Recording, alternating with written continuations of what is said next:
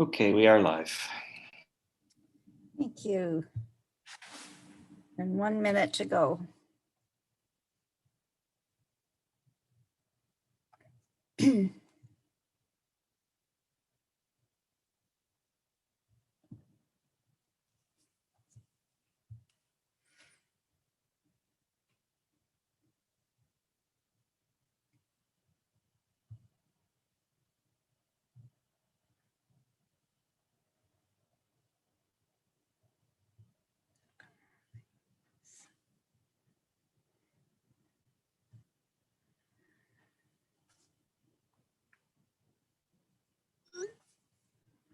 All right, it is 1 o'clock, the appointed hour, so I will call this meeting to order.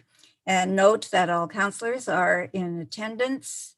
So therefore we have quorum, and we have staff joining us as always today, so thank you for that. I will now call this meeting to order and ask you all to join me in a moment of reflection as we consider the business before us.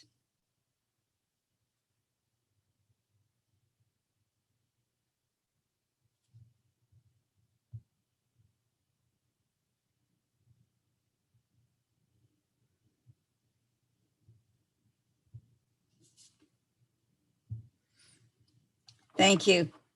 Is there any disclosure of interest in the proceedings today, noting that you can declare at any time should the occasion arise? Seeing none, we'll move on to announcements. Does anyone have any announcements they'd like to share? Councillor Bell.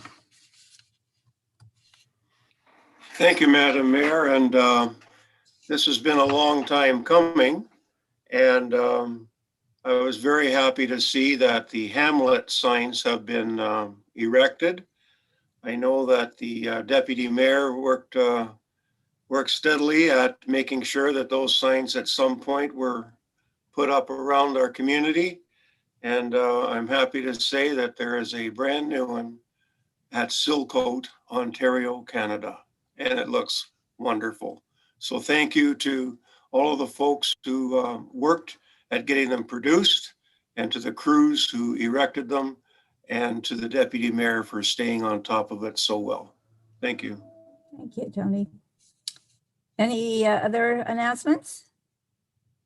And Deputy Mayor? Thank you, Your Worship, and thank you, Councillor Bell, for your kind comments. It's been a really wonderful project to be part of, and we look forward now to the new Hamlet signs being installed next. So yes, the new sign at Silcote looks terrific.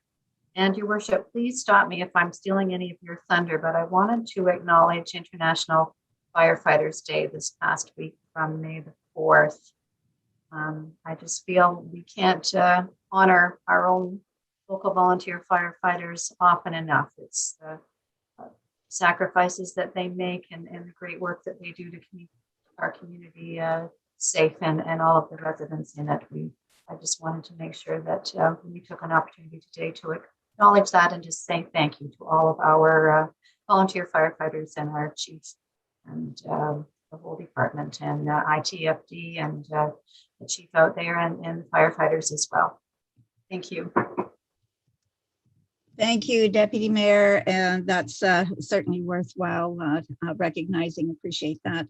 I have a couple that I just want to share with everyone. We have distributed the new community guide, What Matters. This past week, the staff redesigned the community guide, and it hit the mailboxes of Meaford residents. Over 6,000 copies were sent out to all municipal residents through Canada Post. This hard copy document is here to supplement the more detailed information on the www.meaford.ca website, with the added convenience of being delivered directly to your door. So I encourage you to keep it around as a handy reference when you need a quick answer about the many services we offer. The second announcement is Grey Bruce Health Unit is continuing to roll out the vaccines to the community. As of this week, you will be able to book your vaccines if you are over 40, or if you have a high-risk health conditions, or for those who cannot work from home. It is projected that vaccinations for all those 18 and over will be available the week of May 24th. And we encourage everyone to continue to visit the Health Unit website for updates and, of course, to book your vaccine as soon as you're eligible. We do have some road closures as part of the work being completed along Syke Street by Aecon on behalf of Enbridge, or former Union Gas. The following road closures will be taking place this week. Parker Street East at Syke Street North, beginning Monday today until Tuesday, May 11th. And the second location is Lombard Street at Syke Street North, beginning Tuesday and going through until Friday, May the 14th. Access to Parker Street and Lombard Street for local traffic and emergency services will be available from Bayfield Street and Cook Street, respectively. So again, if there's any questions regarding that work, we are encouraged to contact Enbridge directly at 519-885-7400. There isn't a long extension, 506-7506. And that's all I have for announcements today. Jog anybody's memory for anything further? Then, okay, Councillor Kentner. Just if I may, Your Worship, could you tell us, with 6,000 copies of What Matters going out, did our part-time residents get a copy in the mail? Or does that happen? I'm going to have to refer that to, is Janet with us today, or No. Rob is here? Good. So any resident that does receive mail, so some part-time residents do receive mail locally, they would receive it. If you don't receive mail, you would not have it, but we're also going to have a digital copy up on our website. We're just in the process of getting it up there, so we can direct people to see the digital version from our website as well. And just one more supplementary. A lot of people have asked me, where was the cover shot taken from, that amazing view? I will have to get that information for you. Thank you. Thanks for those. Okay, seeing nothing further, we'll move on to public participation. Again, we want to reiterate that we do encourage public to provide council with their comments and questions as we work through the business of the municipality. Unfortunately, we're still unable to attend in person due to provincial restrictions. But if a member of the public wishes to make a deputation on items on the council agenda or to ask a public question, they may do so remotely via phone or internet. We do ask that you contact the legislative service in advance on the morning of the council meeting you wish to speak to. And you can contact the deputy clerk at meaford.ca as well. The public can watch this meeting via the Municipality of Meaford's YouTube channel, meaford.ca/YouTube. And we certainly welcome all comments and public participation as we go forward. We have no presentations today, but we do have a deputation on an agenda item. And I will welcome Scott Gooch to our meeting today and ask Scott, do you wish to share your screen for your presentation? There you are. Yeah. Sorry, I didn't quite catch all that. The internet's not that great. You want me to get going now? Is that it? Well, I'm just wondering if you want to share your screen. Do you want to share your screen with us? Madam Mayor, Okay. sorry, we don't have that capacity, Madam Mayor, so Scott will just be talking. Fine, thank you. So the floor is yours, Scott. Okay, good. Yeah, thanks. Mayor, Deputy Mayor, Council, staff, anybody listening in. I just want to speak quickly about the proposed paid parking policy that has been put out there. I think a lot of us looked it over. Obviously, Council looked it over. When we've got a number of concerns, the paid parking policy, like an admission fee, it can be a valuable tool in many ways for both controlling high demand or access, overflow access to high demand sites and venues. And it can also be used to generate revenue to offset the costs of operating those venues. The problem is it's only effective if the price demanded reflects the perceived value of the good or service being offered. And the $10 per day per site fee treats all sites of equal perceived value, which is absolutely not true. I think the Chamber of Commerce would suggest that truly Memorial Park is probably the crown of the jewel, or the jewel of the crown is probably the highest perceived value, and then beaches might be second, other beaches, and thirdly would be the parks. Not that they aren't important, but people in the summer will pay more to go to a beach. $10 to pay to attend to have a picnic at Irish Mountain Lookout, I think is probably disproportionate to the demand. And the problem is if the charged fee is disproportionate to the perceived value, then people won't go. I wouldn't go. A lot of people would picnic elsewhere if they could, instead of paying $10 to attend there. And again, the second part of that is if you must pay $10 to go to Beautiful Joe and then fish at another $10 to go to Irish Mountain Lookout and another $10 to go to the beach north of Balaclava, I think it's $50 or $60 for the big red chair tour in one day. And no one's going to do that. So we're undermining what we've been trying to achieve over the last 3 years. Secondly, as we deter people with a disproportionate rate, we're going to just push people out, as we understand, and they're going to start parking in the community instead of the parking lot that's provided. Memorial Park, again, a little bit more isolated. You can say, well, we can manage that. But when we look at the three interlinked sites and what I call the greater BIA, Fred Rapier Park, the harbor front, the splash pad, and just the waterfront all along, which is absolutely beautiful. Suddenly now, if we're pushing people away from those sites, what we're doing is we're pushing them away from the BIA. Now, if you argue that everybody's going to go park in the street, so it's okay, that seems like we've lost track of what we're trying to achieve, because now we're pushing parking longer term, plus in 2 hours parking, into the community, and then we've got an empty parking lot at the venue itself. So I think the Chamber of Commerce fails to grasp what is trying to be achieved now and questions whether we're actually achieving what we wanted to address the problem, which is we understand it was the overflow and the people coming up with busloads of kids and tents and beach balls at Memorial Park. Furthermore, if we're going to start charge parking at the harbor, and the harbor until now has been always sold as the overflow parking and the additional long-term parking for the BIA and community events within the heart of the town of Meaford.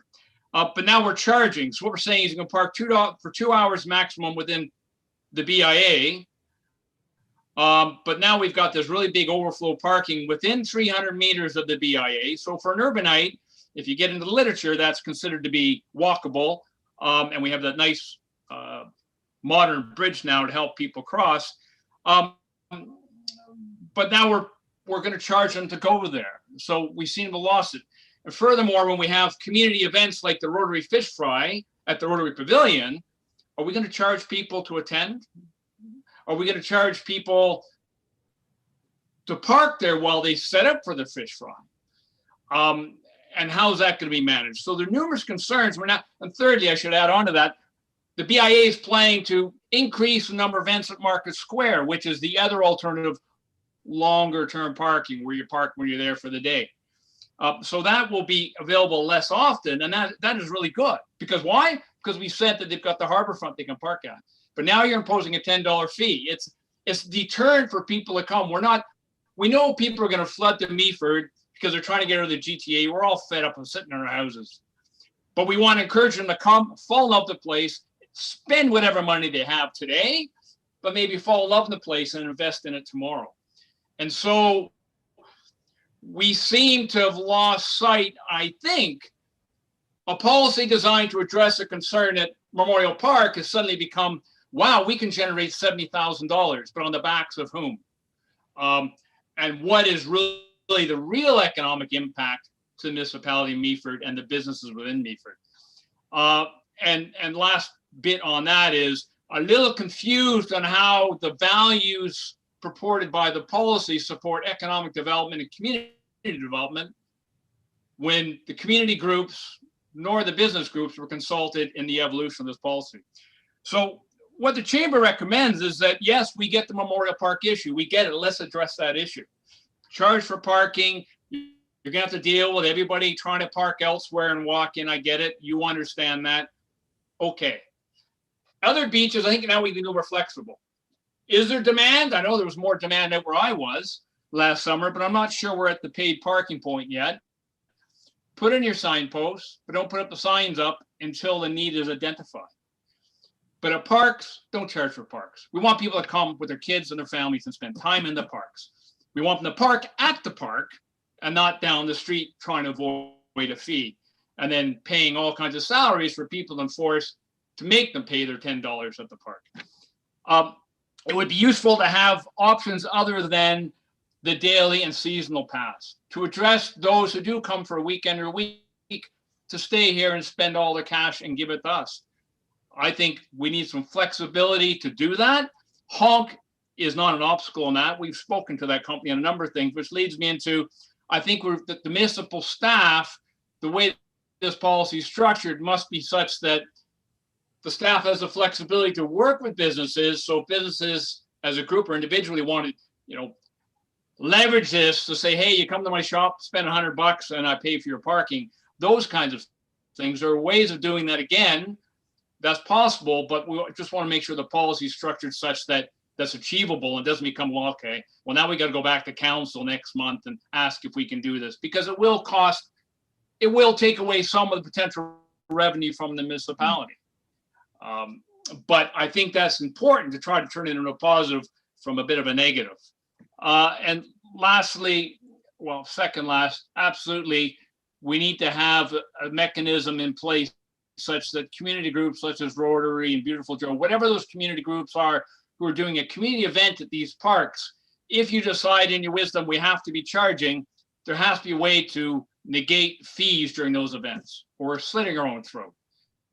We're not selling ourselves, we're selling ourselves down the toilet.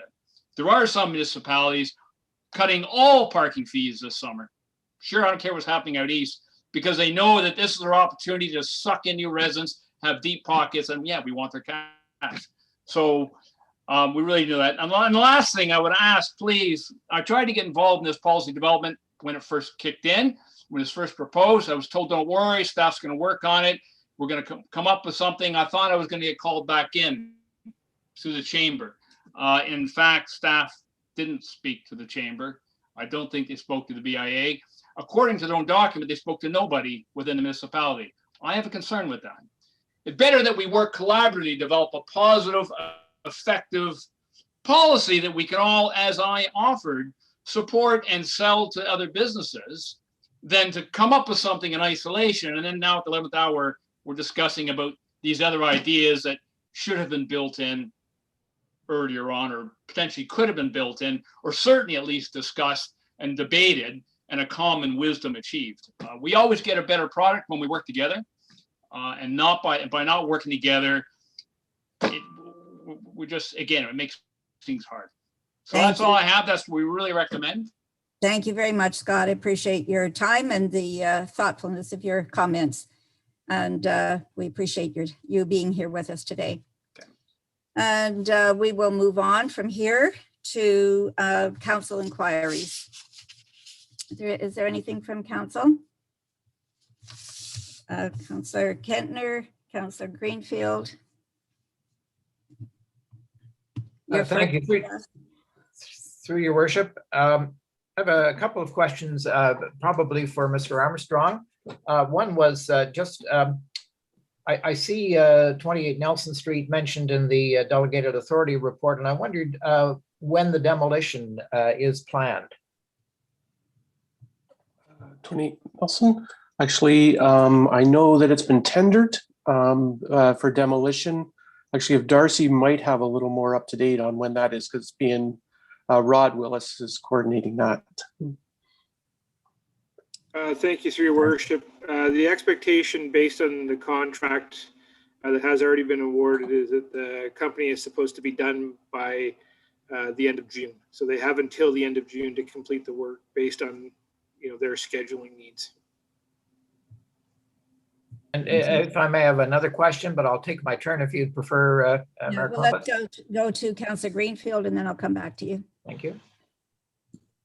Thank you, Your Worship. I originally had two questions for Director Victoria, but I see that Mr. Collier and Ms. Wiley are here, and they could actually go one to each of them.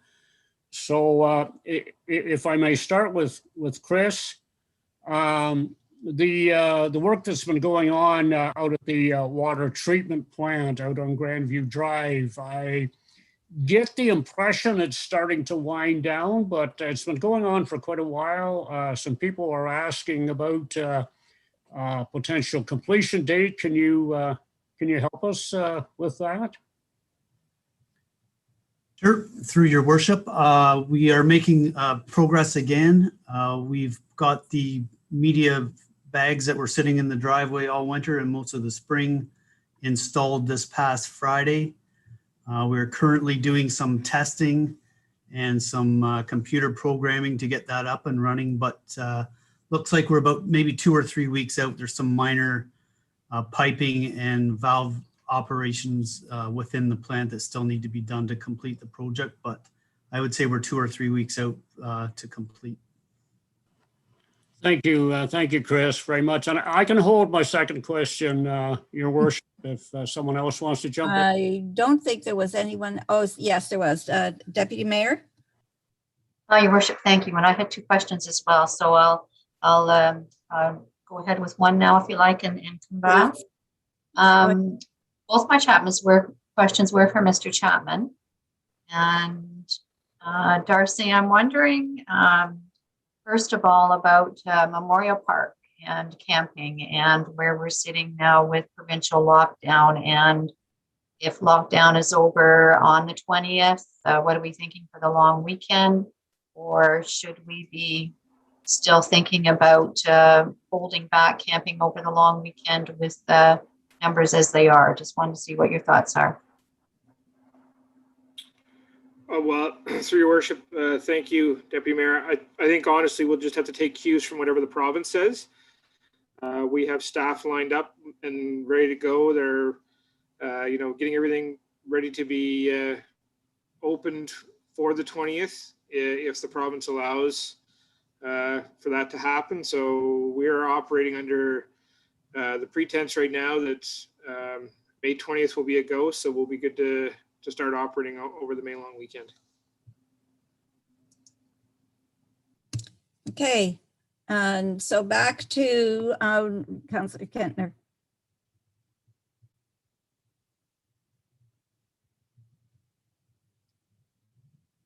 You're on mute, Ross. Sorry, through your worship, another question for Mr. Armstrong.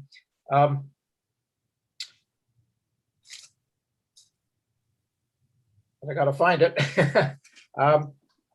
Yeah, I wondered if we could get an update on Pinehurst subdivision.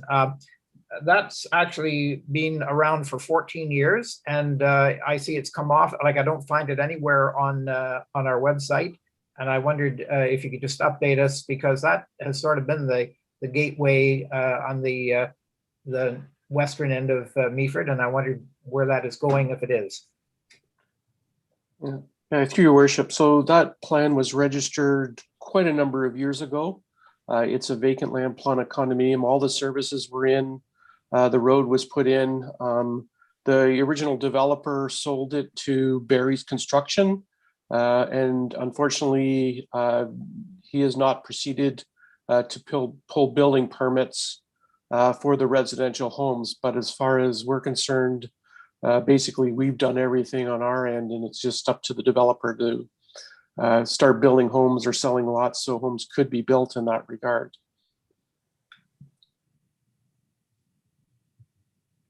Okay. And then to you, Councillor Greenfield. Thank you. Thank you again, Your Worship. Through you this time to Ms. Wiley, and this is a roads question. The 11th concession of the former St. Vincent, and I'm asking in particular about the stretch between Side Road 13 and Side Road 15.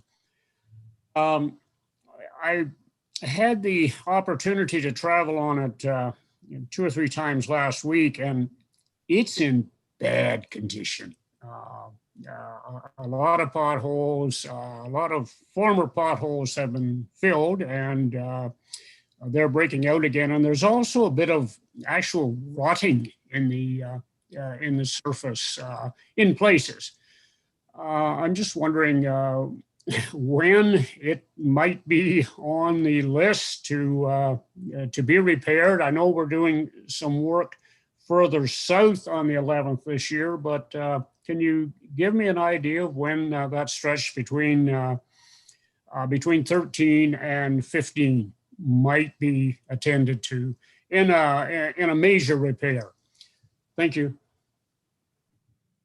Through your worship, I'm just going to step in because I have some numbers in front of me that will be helpful in answering this that I brought up before the meeting. So that section of road is in poor condition. When we did the street scan in 2019, it did have a lower PCI in comparison to other road sections.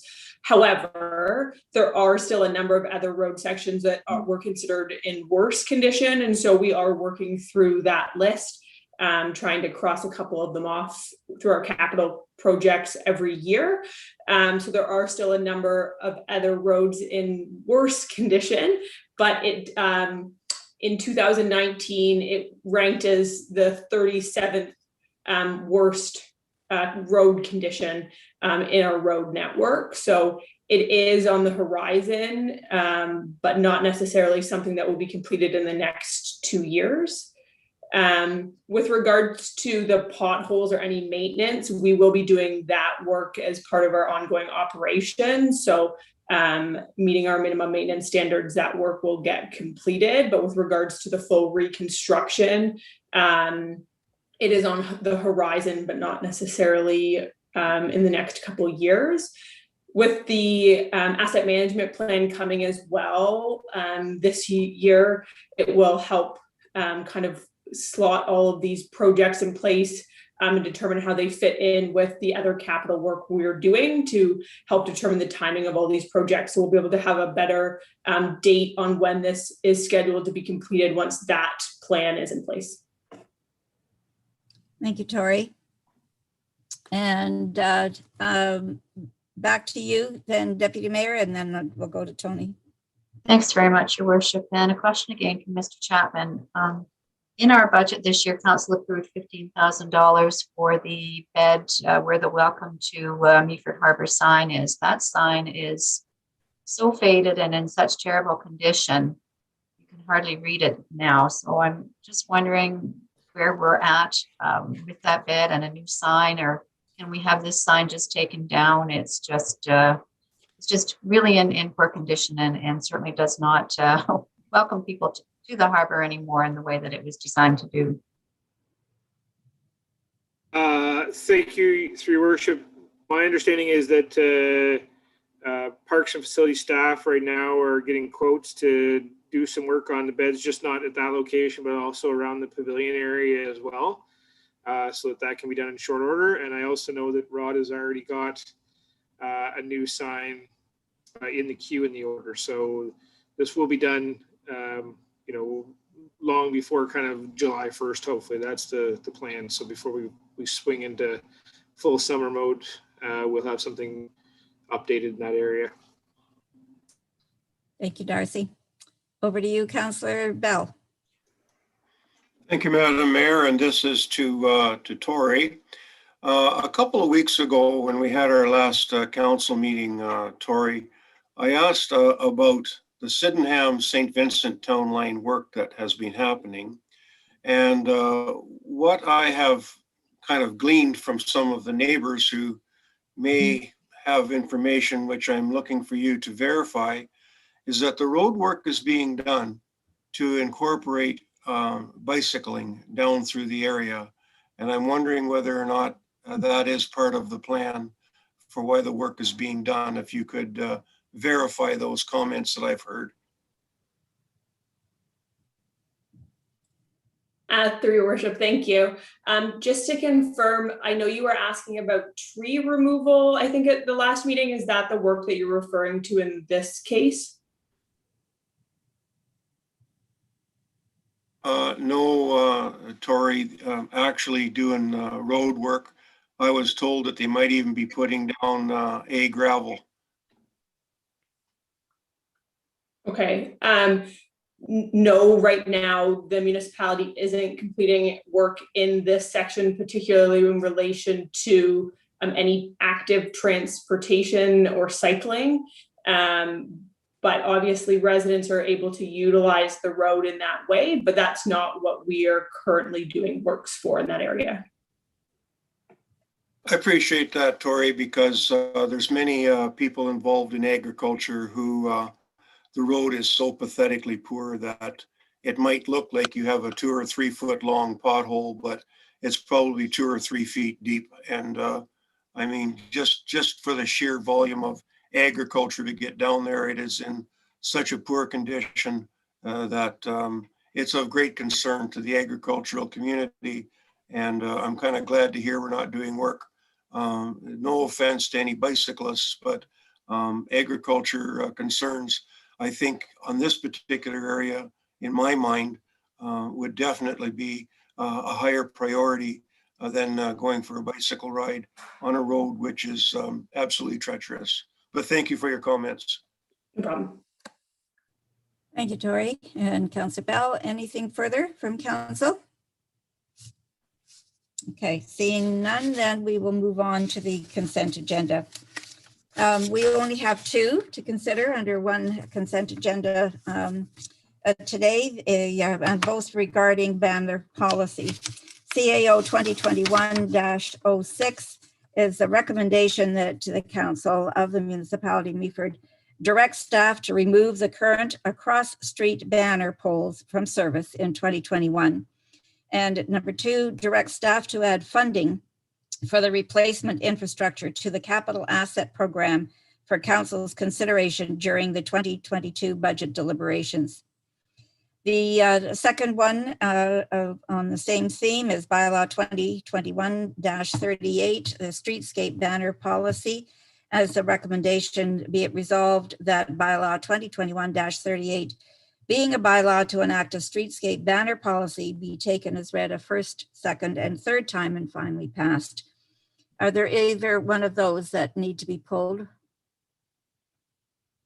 Seeing none, I'll ask for a mover and a seconder, please, for the consent agenda. Councillor Bartley, Councillor Kentner, all in favor? And that is carried. Okay, moving on to 7.2, items for consideration. The first item we have is COR 2021-26, the paid parking program. And the recommendation going forward is that the Council of Municipality approve the creation of a pilot paid parking program for 2021 to include all parking lots located at parks and open spaces.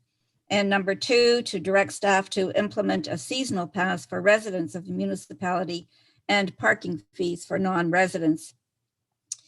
Before I open it up to council for discussion, I just want to clarify with Darcy, with Mr. Chapman, if I may, that under the payment options, is it possible to have a single zone for all of our parks, and so that there could be one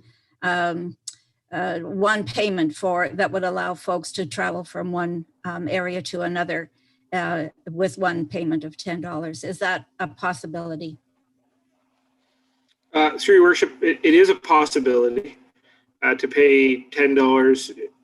What it would mean is that we just do create one zone for all parks within the municipality. The reason that, of course, this wasn't done is that there's no way then to actually get any usable data out of this pilot project other than knowing the total number of people that would have paid, because If you don't have each parking area as a separate zone, then you have no idea how many people used or paid for parking in each of those zones on a daily, weekly, or monthly basis. Okay, thank you, Mr. Chapman. So questions then for staff? Sorry, Madam Mayor, before we go any further, could we have a mover and a seconder, please? Good idea, thank you. I have a mover and a seconder, please, to put this on the table. Councillor Vickers and Councillor Greenfield. Thank you, Matt. Getting off to the races early here. So now we're legitimately on the table to discuss. Questions for staff, Councillor Vickers and then Councillor Kentner. Thank you, Your Worship, and I would agree with your comments. When this was discussed last year at budget time, I guess I didn't quite have the vision that what it kind of ended up here. So I realized, Darcy, Mr. Chapman, that there won't be any useful data if we don't have each parking lot kind of assigned its own spot. But I think just to make it kind of work a little bit better and maybe to have a little bit better understanding and acceptance by the public, you know, having to pay $10 once and then be able to visit any of the parks during that day probably seems like a bit better of an option than you know, having the other option of the way it's being presented and getting that data. So if it's just the data that staff is concerned about, I would suggest that we kind of forget about the data for this year and that we would just charge $10 per day and you can go to any park that you wish with that one $10 payment. And those are my comments here, Your Worship. Thank you, Councillor Vickers and Councillor Kentner.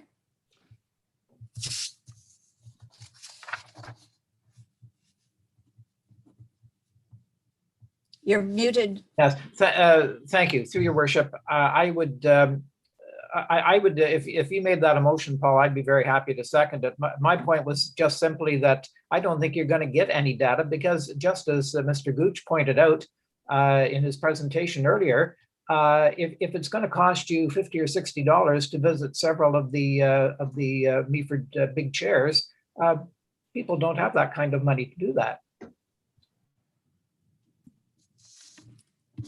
Thanks for that.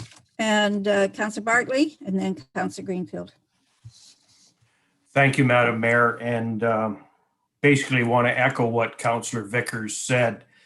But first of all, I respect Mr. Gooch's speech and where he's coming from. But as councillors, we get asked many, many times to keep taxes down. And the minute we try something to maybe take some of the tax burden away from the people of Meaford, we get jumped on left and right. I will support the paid programming because it is a one-year trial. We have to try something. It's going out on the branch, you know, so I do support doing it only if we can have $10 covers all the parks in one day is the only way I would support this program. And this is 2021 with computers and whatnot. I don't believe you couldn't get some sort of data out of it by ticking a box when you pay your $10, which park you're intending on going to. I don't know. I don't have the program in front of me, but anyways, I will support the program as long as we can charge $10 covers all the parks that day. Thank you. Thank you, Councillor Bartley and Councillor Greenfield. Thank you, Your Worship. When I originally started talking about parking fees a few months ago, I was concentrating on Memorial Park because from what I've heard, there have been some abuses there by visitors to the park, and I thought that perhaps if we could gain a bit of revenue from people visiting there, that could go against things like parking problems and garbage cleanup, So Memorial Park was my main objective. We don't want to overcomplicate this system. It is new. It is a bit objectionable to a number of people. So if it meant just going the one $10 ticket that would cover all of the parks, I could certainly support that. Give that a try this year. I think that would be reasonable. And then for 2022, we'll make further decisions. Thank you. Deputy Mayor. Thank you, Your Worship, and I appreciate the conversation and the presentation from Mr. Gooch. Yeah, I guess I can agree. I was going to suggest either we just charge for Memorial, or I'll certainly consider a charge for all parks, but I do have some concerns about Leith Beach. If we recognize that folks are going to try to find alternatives for parking, the corner out there is pretty dangerous if people try to park around that area near the former restaurant, and hopefully again will be a restaurant. That could pose a problem. And I've also heard from a number of businesses who really feel strongly that imposing paid parking is going to have an impact on them, that more people than we realize come into Meaford and buy their nuts and bolts or whatever they choose to purchase here, and then pick up hopefully some ice cream or whatever they like and go down to one of our parks. And as I say, businesses seem to be quite concerned that folks just won't do that. And I think we have to consider that. And I have two questions, if I may, and Mr. Chapman, if you would. Enforcement, is that really going to be a bit of a complaint-driven situation, the same as bylaw typically is? And I'm also wondering about passes for folks in our rural areas. Will they be required to come into the municipal office, for example, for folks who live in Leith and Ann, and will they have to drive all the way in to get their pass if they are residents, or is there some other way of getting passes to people who live here locally? Through Your Worship, I'll take part two, and then Okay. I'll actually pass the enforcement stuff back over to Matt, because that's his team. Depending on how things happen here with the lockdown and rollout, we're still trying to determine possible opportunities. The hope is at least to have one location outside of the urban area for at least 3 different dates and times available for rural folks to get their passes if they so choose to. But because of the lockdown right now, things are a bit of a moving target. Thank you, Darcy. Matt, did you have a comment? I did. Thank you, Deputy Mayor, for asking about the enforcement. Parking is actually one of those things that is not complaint driven within the municipality. So my staff already go out and enforce parking at various times during the year, and certainly during last summer when we had more officers around through the COVID funding, we were enforcing the 2-hour parking in downtown, and we were enforcing sort of inappropriate parking in other locations. So no, enforcement of this would be proactive. It will be done on a sort of a scheduled basis. Obviously, it's not a schedule that we would keep constant every day or that we would tell the public about. And we will have 3 summer student officers throughout the summer, in addition to our full-timers. And so they'll be out and about during the hours that part payments required, and will be issuing tickets, because that again is a way that we make some revenue from this. And my point of view is very strongly that if we're going to do this, we have to enforce it, because otherwise you and I and everybody else will hear lots of complaints from people saying, well, I'm paying, but they're not, and nothing ever happens. Thank you for that, Matt. Councillor Bell and Councillor Bartley, Councillor Vickers. Thank you, Madam Mayor. I do like what Councillor Vickers talked about a few minutes ago. And I know that Councillor Kentner is prepared to second that. But I also think that when we're talking about charging people money to go places, I really do think that Mr. Gooch has some really good, valid points about visiting our community and visiting places that value for the dollar that they have been asked to pay. Depending on how, Madam Mayor, if Councillor Vickers is going to present an amendment, I would like us to focus on Memorial Park. And I think that if we did that for this 1-year trial to see how that goes in one specific area, I think that enforcement would be easier to do. And I think that more control would be able to occur. And we would be able to start setting that up a little bit better.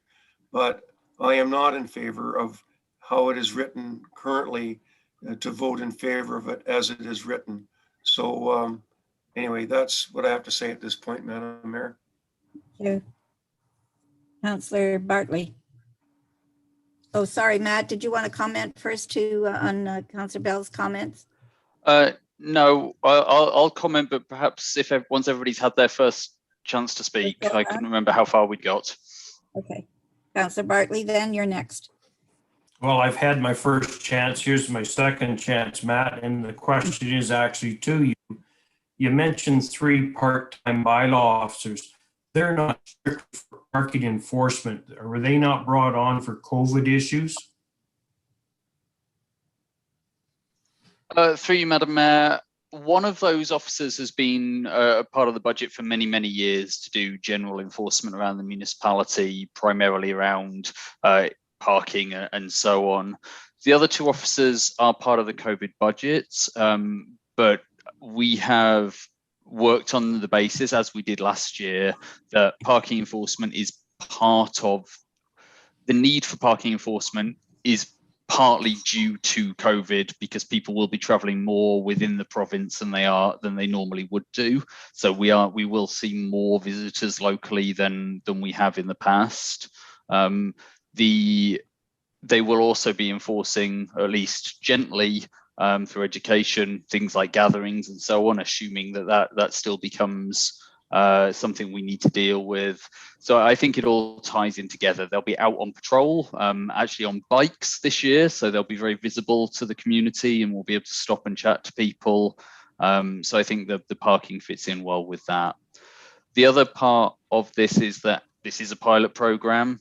If this is successful and if council wishes to go forward in future years, then we will look to cover the cost of those 2 additional summer staff through the revenue from the parking program itself.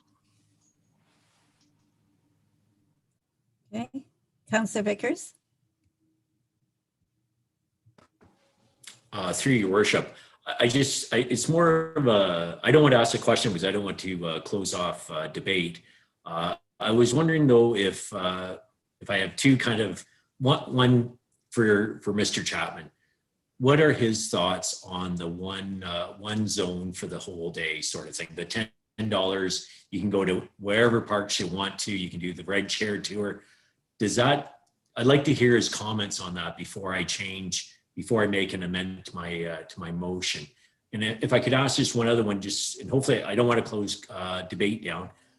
Mr. Smith, last year, did we have the 2 extra staff on, or did we just have 2? And this year with the maybe the paid parking going through, we would have 4. Just like a little bit of clarification on that one. Those are my 2 kind of. Thanks, Councillor Vickers. I'll deal with that one quickly, and then Darcy, I'm sure we'll have comments. Last year, in 2019, and for maybe 5 years previously, we had 1 additional bylaw officer in the summer. Last year, we hired 2 additional, so we had 3 in total through the COVID funding, because we were concerned about gatherings and other associated things. We budgeted for the same this year, so 3 summer staff, and that the 2 of them are again funded through the COVID grants. Thank you, Matt. And Darcy, over to you? Yeah, I don't have an opinion. This was a council directive through the budget deliberations, to which we found quick solution to be able to provide this. I mean, we have been working towards a critical path of having this ready for the 1st of May. So signage and everything has already been produced and everything is good to go. But if council wants to make whatever change, that's council's prerogative to do so. To Councillor Bell's point about only one location, you know, because it's the busiest, my only comment is that if we don't actually have different zones, then how do we know which one is the busiest, or whether there is significant pressure at David Johnson or at the Harbor or at McCarroll Park? How many people might actually be using Leith Beach? Again, this is a one-year pilot project. My understanding of what council wanted out of this was to understand what pressures there were and what the revenue stream would be, and then be able to go from there. Because as staff, we actually brought forward an option and a recommendation only to do this at 3 locations, being just the Harbor, David Johnson, and Memorial Park, and council actually made the determination to do it at all locations. So this is your project, this was your direction, so council can make whatever decision they want, and we will operationalize whatever you'd like to do. Matt, did you get back to Councillor Vickers? Yes, if that's okay, Madam Mayor. I'm really just thinking about the critical flow of some of the conversation and the potential amendments. I've heard various members of council mention 2 different things here. One would be to implement $10 for all parks, and one would be to limit the program to Memorial Park only. What my suggestion is, if members of council are interested in both of those things, that we deal with the Memorial Park question first, if somebody wants to move that, and then deal with the $10 at all zones second, because if somebody proposed the Memorial Park only, and if council passed that, the other will become irrelevant. Of course. Thank you for that. Councillor Vickers, Deputy Mayor, you were next. Thank you, Worship. I'd just like to suggest, my feeling anyway, is that council's in a little bit of a different position now than we were at budget time. At budget time, we were really still in the thick of COVID, and not that we're not now, but I think we also need to be looking forward to an economic recovery stage. A lot of us are getting vaccinated now. We're starting to see numbers fall slightly, and I think we have to look forward to the summer when we assume the majority of folks will have their vaccinations and they will be traveling, and we will be able to provide what we can in terms of support for our business community by, encouraging traffic to return to Meaford. And I'm just concerned that if we go forward with all the parks, even if it is $10 for all of the parks, that will still be a deterrent. I understand Memorial and the issues that happened there last summer, and I'm not opposed to a trial for Memorial, but I'd like to see us concentrate perhaps just on that one park this year and allow people to return to Meaford, to discover Meaford, to spend dollars in Meaford, and was suggested perhaps eventually invest in Meaford. I think we're going to see a lot of traffic. People are, as you would say, Your Worship, it's not a secret anymore. We've been discovered, and I think we have to think ahead and be ready for that. And so those are my thoughts, and I will be only supporting a charge for Memorial. Thank you. Your Worship, if I might, I was just looking through the numbers that we had worked on back in November to try and understand the ramifications from a budget perspective. Staff's overall anticipation was that we were going to potentially have a revenue source of $70,000 if this were implemented at all of the locations to which council provided that direction. If we just go with Memorial Park, the total revenue is probably expected to be around $25,000. So therefore, we would have a $45,000 deficit within this program. And that $70,000 in revenue actually was used this year to help offset the tax rate increase as an additional revenue source. So we would be $45,000 short potentially if we just implemented it at Memorial Park. So I just wanted council to be aware of that. Okay. And we had Councillor Bartley and then Councillor Kentner. Thank you, Madam Mayor. And in light of the new information, I kind of like the idea of going back to staff's original proposal of just the 3 zones, the Harbor, David Johnson, and Memorial. Thank you. And Councillor Kentner. Thank you. Through your worship, I would definitely be much more comfortable supporting a motion to do it at Memorial Park only. And I just want to really question, the thinking on how many bylaw officers would be required, because if we were to pursue the idea of all of our parks being done, it isn't just patrolling the park, it's also the fairly large area of streets around each of these parks. And I just can't see how it would be possible when you look at, you'd be going all the way from Christie Beach to Leith Beach. It's got to be 35 miles. How many, bylaw officers would you need to adequately police that? And are they going to have trucks? I don't know. Thank you. And Matt? Yes, thank you, Madam Mayor. Through you to Councillor Kentner. We believe that we can do an adequate job with the staff that we currently have appointed. The extra summer staff are actually due to start, I believe, today. So we will have our manager, our permanent officer, and then the 3 summer staff. We obviously won't be available 24/7 to do this, but the program as designed is limited to 10 a.m. to 6 p.m. for the paid parking, which assists. Last year, we had staff going out in different directions as well. So, we would have somebody patrolling around town on bike or on foot, and then use the bylaw vehicle to get out to Leith Beach at least a couple of times a day, and to Christie Beach if we needed to. Although that is principally dealt with through Great Orwell Conservation Authority.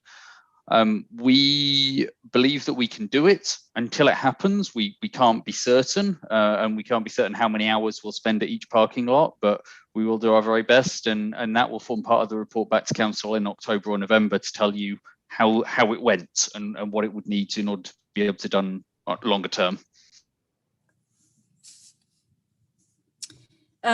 Using your calculations, Darcy, that you shared with us just now, is there any idea what it would, the reduction in the revenue gained with having a $10 ticket for any of the parks? What would that result? Do you have any guess on that line? Through your worship, I really don't know. I don't think it'd be significant. The expectation of this, and what we learned from other users like even Grace Sobel Conservation Authority, and that the expectation is that most people who are going to be visiting one location for an extended period of time won't be park hopping, so to speak. So we really didn't factor in multiple visits from the same person within a day. It's really just a matter of if we remove all of the zones, then we only have one zone, and then therefore we don't know whether people are actually using Memorial Park or whether they're using Beautiful Joe, so to speak. Mm-hmm.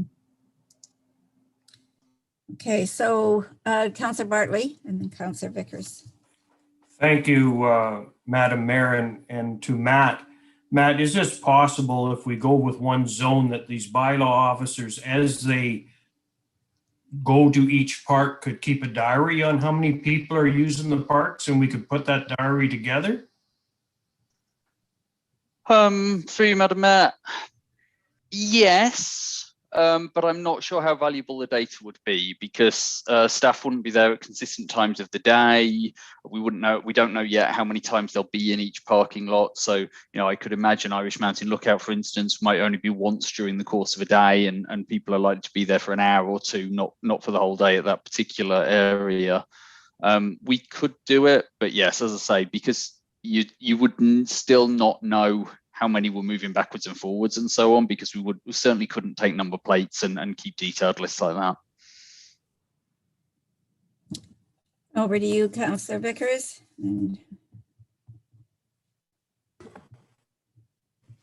So So my amendment, if I could, I guess between you and Matt, you can figure out whether it's a friendly amendment or whether it's a full-blown amendment. But my amendment will be to the motion is that that we have one zone and that there'll be paid parking. If you pay the $10 for the day, you can go to any of the parks. And I think it's really the only fair way to do it. That some parks don't have no paid parking and other parks do. So my amendment will be in that you can put the words to where they need to be, or use the words that need to be to say that $10 for the day, go to any park forever, how long you want. Okay, Councillor Vickers, and that's a movement. I would need a seconder for that.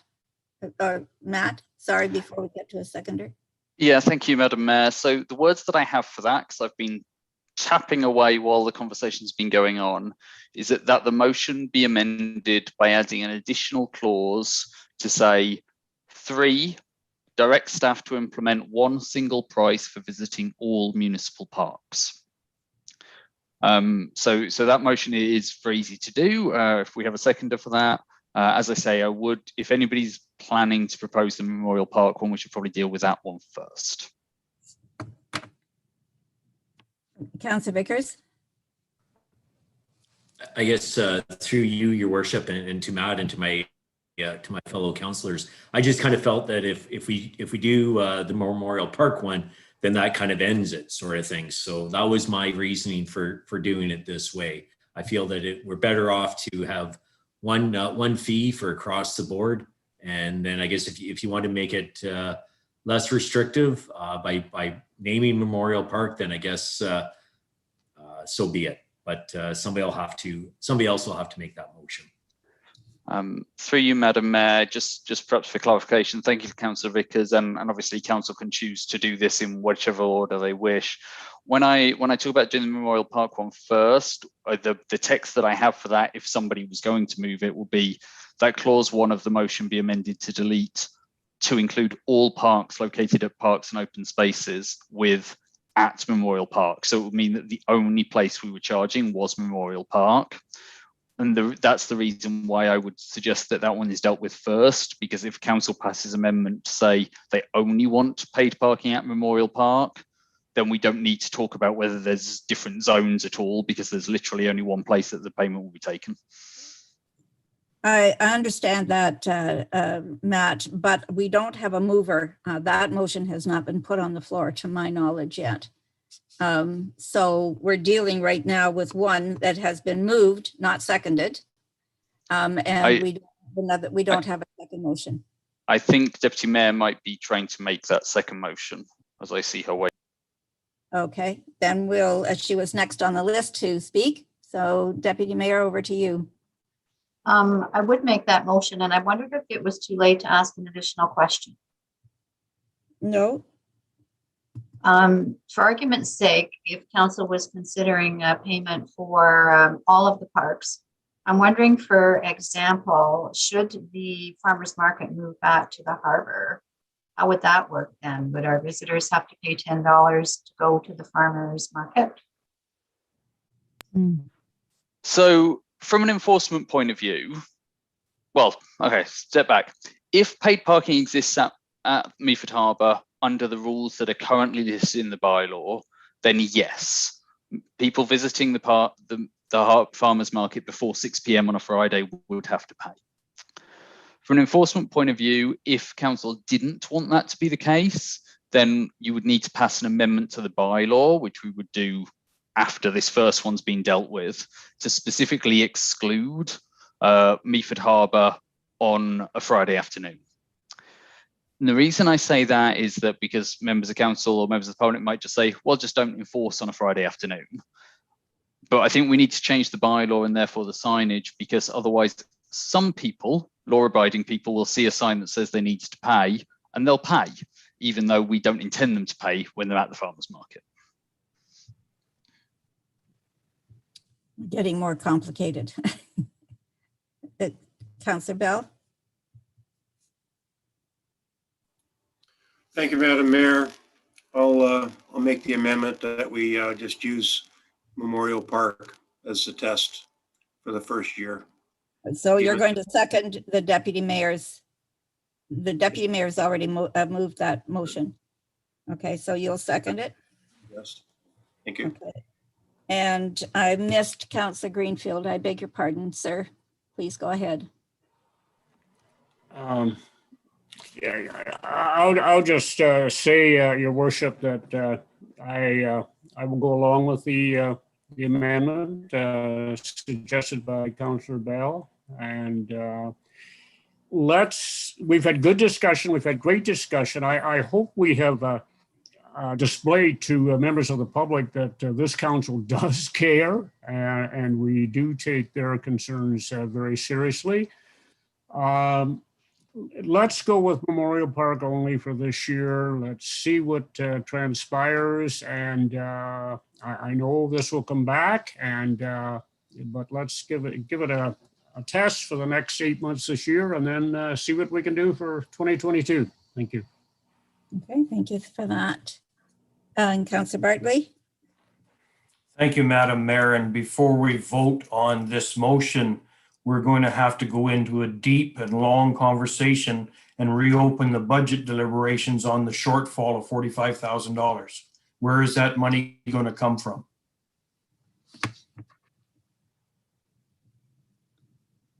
Councillor Kentner? Through your worship, my answer to that would be we're not proceeding with a bridge that we plan to build this year. I don't know what 30%, because we didn't see the tender figures, but we know that there's a lot of money that's going to be carried forward next year, and surely we can make it up somewhere in between. But I just don't think you're going to find a major problem in not balancing the books at the end of this year. Matt?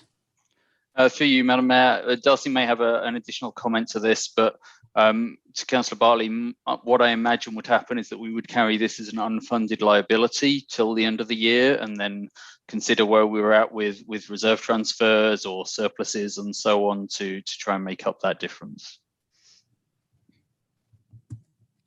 The money for Gillies Bridge is dedicated to that purpose, so that's why he's thinking that way, I'm sure. Darcy, did you have a comment on that, or you gonna let that go? No, I think it would be short-sighted if somebody from staff didn't let council know that there are sunk costs now by council making the decision just to go with Memorial Park if that's what passes, because decisions were made during budget time based on direction from council to move this forward. As staff, we have probably invested somewhere between 500 and 700 hours worth of time in order to try and develop a program, implement the program properly, get the bylaws ready, order signage, do staff training, understand how we were going to get the stick to all the so on and so forth. And this was all done based on the fly during council budget deliberations. So if there's any lesson to be learned here, it's that any programs that are new should not be implemented in the same year during a budget cycle that they have been requested to be looked at. It should not happen until at least the following year, so that public participation can happen more than just the budget, because this was 100% a council driven direction, but we have spent a lot of staff time where we're going to get no discernible data out of this as far as use at all of our parks, and whether this pilot project has any meaningful legs moving forward if it's only at one location. And if it's only about Memorial Park, I mean, what we're talking about here is, 30, 40 vehicles a day potentially that are non-resident vehicles and not campers. That's because that's all that the space can actually accommodate. So, I mean, if we're at this point, to be honest, what's the point in even doing it at all? Okay, thanks for that, Darcy. And Councillor Bell? Well, thanks, Madam Mayor, and thanks, Mr. Chapman. One number, I think, Mr. Chapman, you will have. Councillor Bartley actually said a few minutes ago about doing the top three, which was a recommendation that that staff had. And you have said, Mr. Chapman, at least I think I heard you say that maybe only doing Memorial Park might only glean 25,000 and we're going to be, short. What was the number that staff had calculated if we did the top three? If you have that information, we could also consider that one. Yeah. Through your worship, that was, depending, expecting somewhere between $50,000 and $60,000 at those three locations. So basically doing the top three was virtually what we had talked about for budgetary purposes and for the work that staff have done in preparation for implementation. In large part, and the reason for that is just the capacity of parking, because the majority of the other locations that we're talking about don't have significant capacity.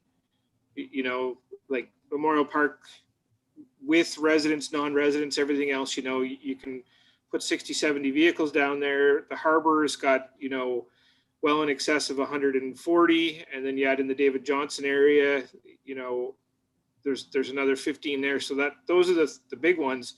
To Councillor or to Deputy Mayor's point about Leith Beach, there's only, 8 spots there available, right? So it was never going to be a huge moneymaker. It was just about whether you wanted conformity across all the locations or just specific kind of, let's call them hot spots, for lack of a better term. Thank you for that, Deputy Mayor. Thank you, Your Worship, and Mr. Chapman. So along the vein of the farmers market, for argument's sake, if we consider the 3 locations, how are events managed then at the harbor, assuming that the pavilion is in use again and there are weddings and fish fries and scarecrow buildings and all these sorts of things? How do these events continue if there's an expectation for anyone out of town to contribute their $10? How do we get around these events? Through your worship, I think the easy answer is this probably shouldn't even be an issue for this year. Scarecrow has already canceled. I doubt there's going to be any fish fries or any gatherings of any magnitude. We're not going to be allowed to rent out the pavilion to allow a wedding or some event of 50 people to even happen. So if there was ever a year to do a pilot project and then to try and resolve those issues and update a bylaw for next year, if council even determines that this goes beyond a year, this would be the time to do it, because I don't think significant public gatherings are going to happen this year. From a legal point of view with that question, Madam Mayor, with great difficulty would be my answer. While I've said that we could amend the bylaw to say excluding Friday afternoons at a particular location, I would find it very difficult to come up with words that said excluding any time there is an event at the harbour, because how were we going to determine what an event is? How would the enforcement staff know when that was and when that wasn't? How would our public know when they were supposed to pay and when they weren't supposed to pay? So I think if it was something very specific like farmers market, that's achievable, but beyond that, it will become very, very difficult to do.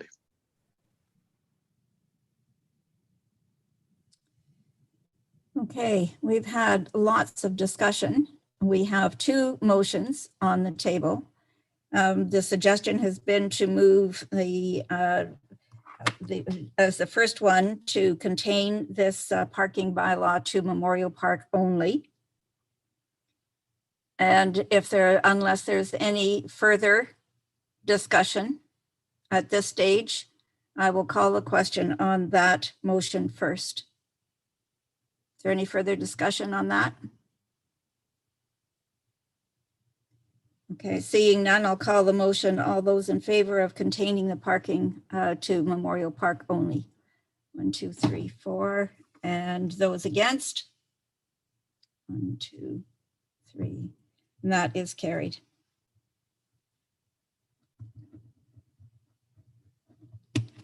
Okay, so the second motion then is the one zone paid for the day is irrelevant at this stage until we go through this pilot project. But thank you all for your contribution. It's been a good discussion. Madam Mayor, if I could just jump in at that stage, say that once you've passed the main motion reflecting that particular change, I will need somebody to move an amendment during the parking control bylaw item, which is the next one. And I can have words for that, but it has to happen in order to deal with the change that you've just made. Understood. Thank you very much for the reminder. So we have passed the amendment to contain this parking bylaw to Memorial Park. And so I will call the question now. It's been moved by Councillor Vickers and seconded by Councillor Kentner for the recommendation that we approve the creation of the pilot project as amended. All in favor of this as amended? 1, 2, 3, 4, and that is carried. Okay. So moving on then to COR 2021-26 is the addendum to the paid parking update and bylaw. As I'll have a mover and a seconder, please, to put that on the table. Councillor Bell, Deputy Mayor. And as the clerk has suggested, there needs to be an amendment to correspond to the motion that has just been passed. Matt, did you have wording that you wish to share with us right now? I did, and perhaps a little explanation for the wording as well. So the amendment that I'd like somebody to table is that the bylaw be amended by 1, editing Schedule G to remove all parks except for Memorial Park, and 2, editing Schedule H to remove all zones except for Zone C and Zone F. So Schedule G is the part of the bylaw that defines which parking lots require payment. So that needs to now only have Memorial Park on it instead of having the whole list. And then Schedule H is the schedule that includes all of the residential permit parking areas. So those places where we were going to restrict on-street parking to residents only. So we don't need it in the majority of areas because they're near the harbour or because they're near St Vincent Park and so on. We need it in Zone C because that is the streets like Grant Avenue around Memorial Park. And I would like to keep Zone F because that's the streets around Christie Beach, where we've had a number of complaints last year and anticipate that the same this year with having paid parking at the Grey Sauble Conservation property. Be nice if we could see that in writing. Councillor Bell? I would be happy to move that as our clerk has stated. All right, thank you. And is there I can probably make this up in writing if you just give me 1 second, at least briefly.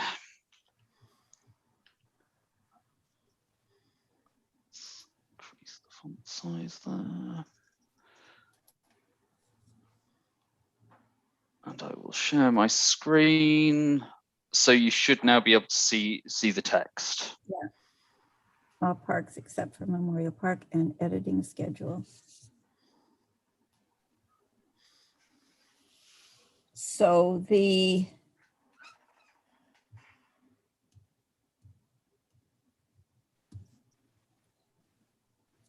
that as amended then, is there any discussion on the amendment?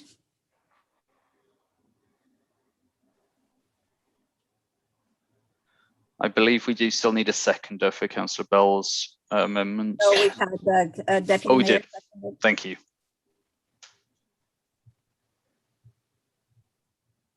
Okay.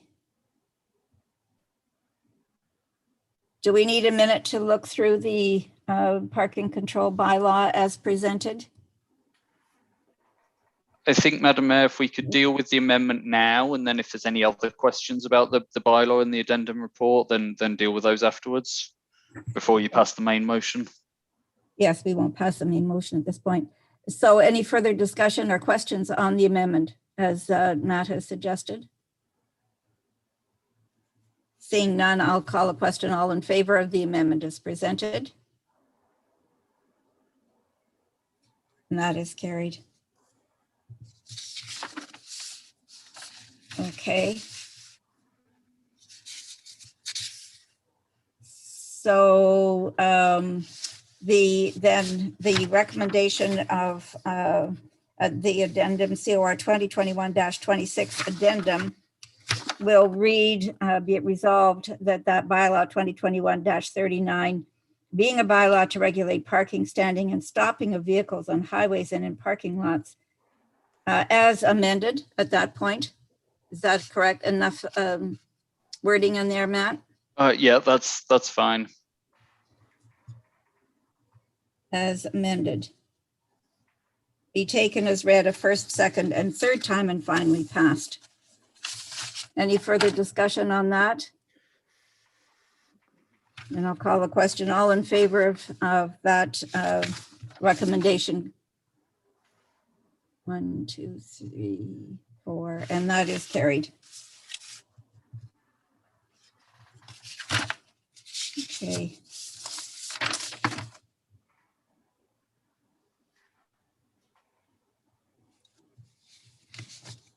Okay, thank you all. It was another one. Haven't had one quite that complicated in a while. So we're moving on to bylaw 2021-40 is fees and charges bylaw amendment. Again, it's a bylaw to amend the fees and charges bylaw, be taken as read a first, second, and third time and finally passed for fees and charges. Could I have a mover and a seconder to put that on the table, please? Councillor Greenfield. Seconder, please. Councillor Kentner, thank you. Is there any questions to staff on that?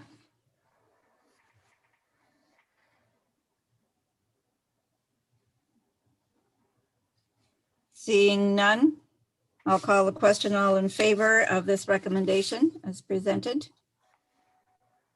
3, and that is carried. COM 2021-08 as the recommendation that the Council of Municipality authorize the execution of a fire dispatch agreement between the Municipality of Meaford, the Township of Georgian Bluffs, and the Owen Sound Police Service. Can I have a mover and a seconder, please, to put that on the table? Councillor Bartley and Councillor Bell. Okay. Are there any questions for staff on this?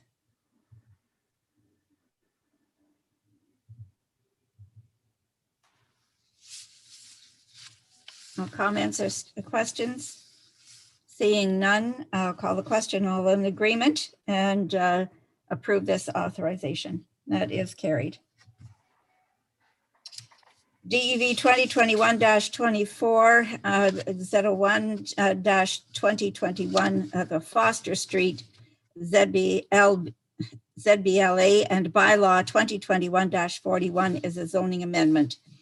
It's be it resolved that this bylaw 2021-41, being a bylaw to amend a zoning bylaw 60-2009 of the Municipality of Meaford, pertaining to Lot 1, Plan 1080, be taken as read a first, second, and third time and finally passed. I have a mover and a seconder to put that on the table, please. Councillor Bartley, Deputy Mayor.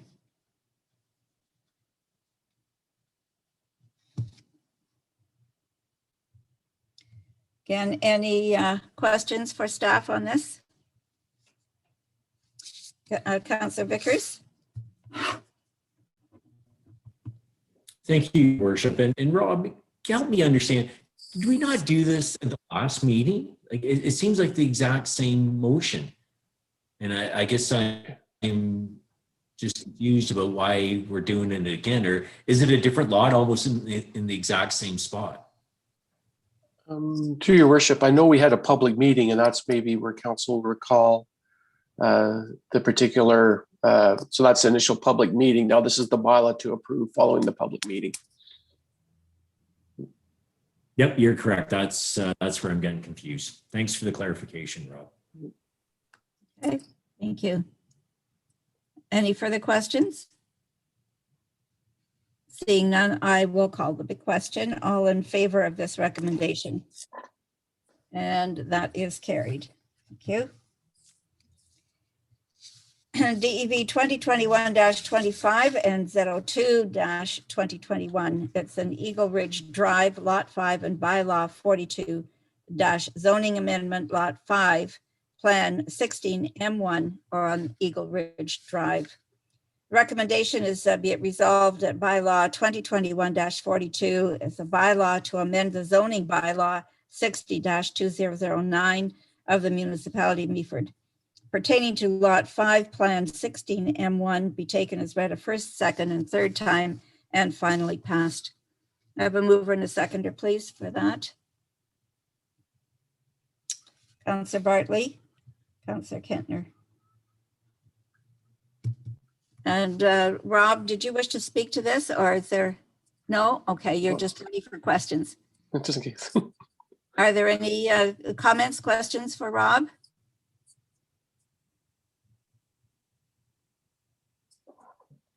Okay, seeing none, we'll call the question. All in favor of this amendment? And any against? No, we're all for. Thank you. This carried. At this stage, we have been sitting for an hour and a half. Do we need a short 5-minute break? Yes?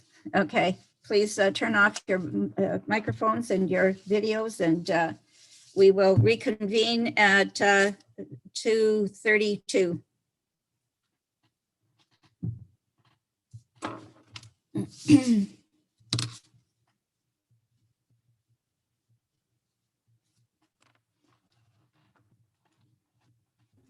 Madam Mayor, you're still on camera. Thank you.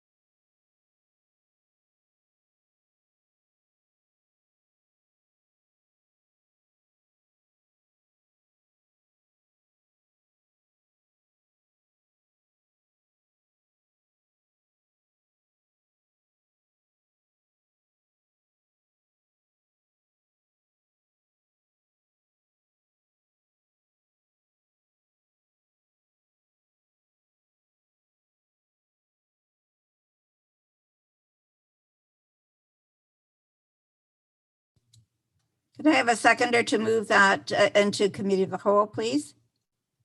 Councillor Bell, thank you. All in favor? That is carried.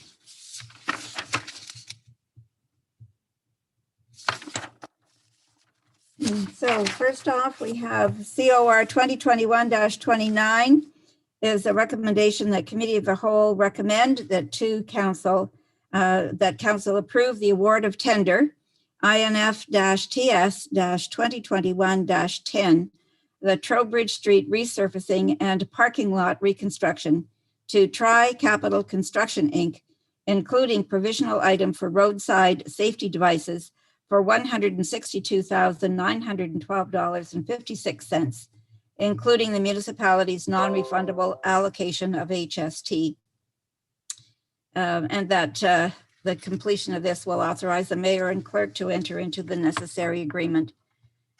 Can I have a mover and a seconder to put that on the table, please? Councillor Bartley and Councillor Greenfield. Any questions for Darcy on this one? Councillor Bartley? Thank you, Madam Mayor. And not really a question, Darcy. I find it a little strange that Tri-Capital coming out of Woodbridge can outbid a local person. I find that a little strange.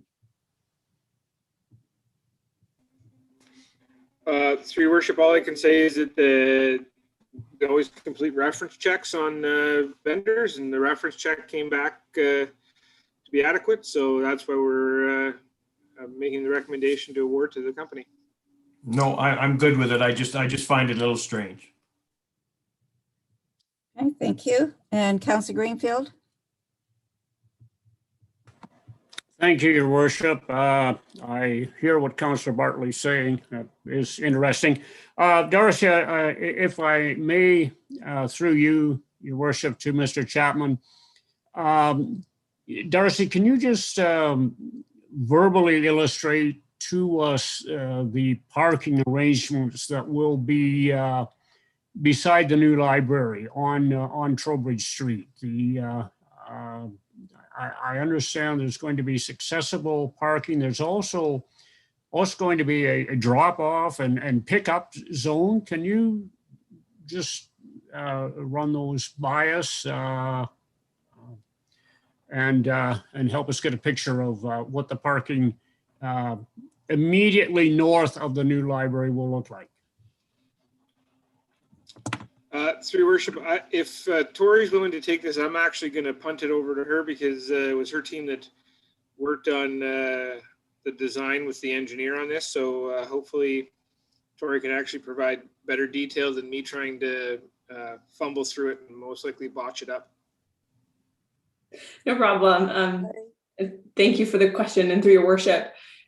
So essentially there'll be 2 accessible parking spots. So there'll be an ability for people to use them if needed to be able to then access the sidewalk in an accessible manner safely. As well, that 3rd drop-off location will be utilized for vehicles that need to drop off people in accessible vehicles or who have accessibility needs. So the intention is still to have that space utilized for people with accessibility needs, but it will be a drop-off pickup location so that vehicles can pull up there, do what they need to do, and then leave. So it provides that access on an ongoing basis. Okay, Councillor Greenfield? Yes, thank you, Your Worship. Thank you, Director Victoria. If I may just follow up, I'm still a little puzzled of this drop-off location. So is it going to have hash marks on it to eliminate any other parking? Because it stands to reason there's not always going to be people getting dropped off or picked up there, or how are we going to work that? Is it going to be adequate signage to represent what that space is being used for?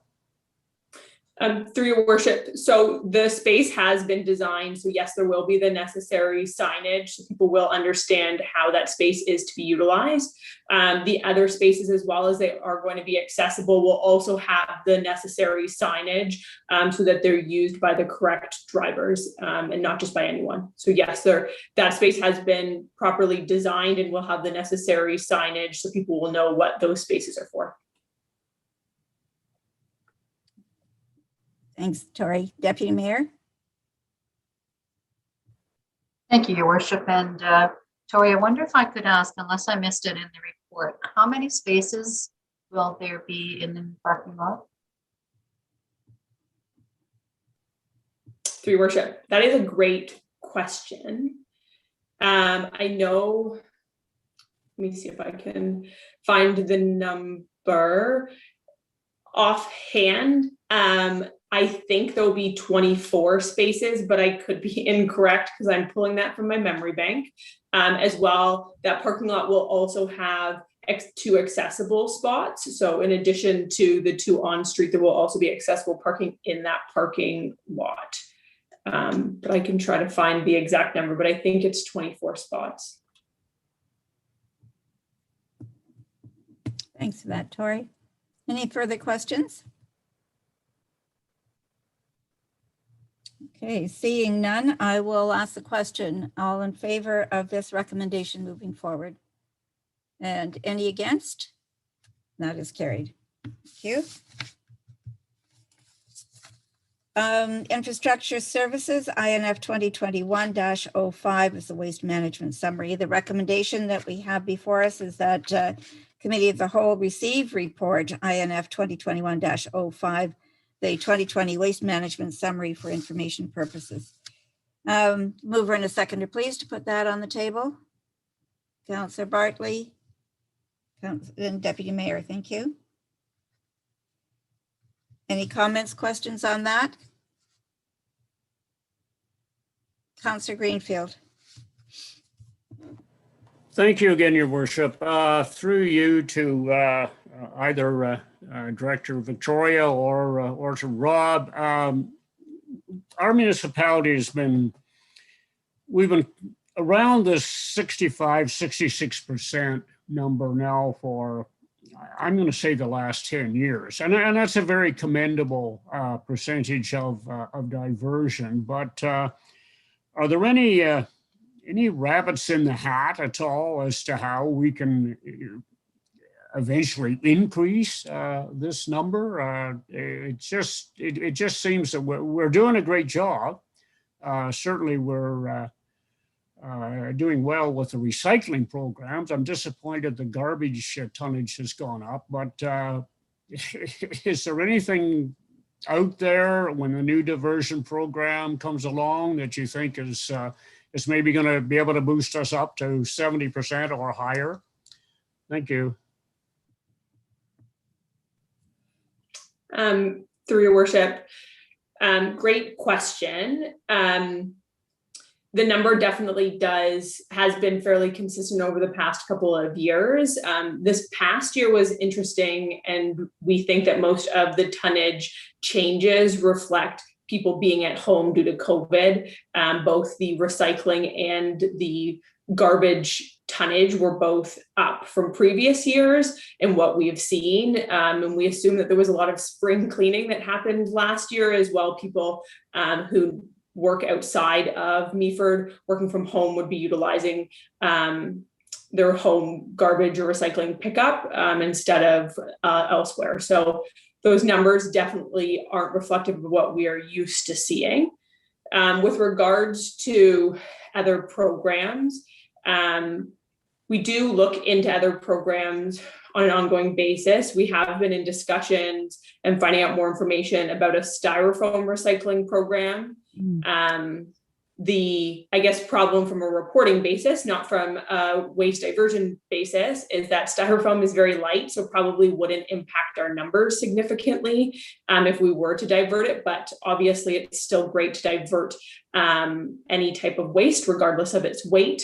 So we are looking into other programs as the provincial government transitions from our responsibility to producer responsibility. There'll also be changes with that. So new programs might become available through that we'll keep an eye on. But we will be bringing anything forward that we think is a viable program that would be useful for the municipality to either pilot or add to our current programs. I'd like to follow up with that, if I may, Tori, and ask about film plastic and single-use plastics. If there's anything that we can possibly look forward to for that commodity. I know my garbage has gone up a lot, just in bulk because of the reduction of the single film or the film plastic recycling that we've had to discontinue. Thank you for the question. There isn't necessarily any programs that we have been made available at this time that we think would be a better program than what we had through Miller Waste. We could always look at in the future at starting up a program through our waste management contract again. But it's just finding a program that actually works and allows for that material to be properly recycled. So it's just finding the right program and seeing what programs are the best for the municipality to increase that diversion. The other piece of the puzzle is really education and trying to make sure that residents are aware of other options that they have to maybe switch how they currently use products so that they reduce the amount of garbage or amount of products that end up in the garbage that you could be using other products instead. So we're hoping to continue to provide more education for residents to help them find other options, really focus on that reduce and reuse part of recycle, as that's always a great way to reduce the amount of waste. For sure. Thank you for that. And Councillor Bartley and then Councillor or Deputy Mayor. Thank you, Madam Mayor. And just first a point is single-use plastics. The issue is in Ontario, we don't have an end use for it. They have an end use for it in Indiana and in Michigan. And I think I've been trying to lobby the provincial government to get on board. Somebody has to take this product and do something with it. And I think maybe the municipality should maybe send a letter also to the waste authorities for Ontario. Having said that, home electronics, do other municipalities use that tonnage when they recycle the home electronics in their figure for waste diversion? And do we?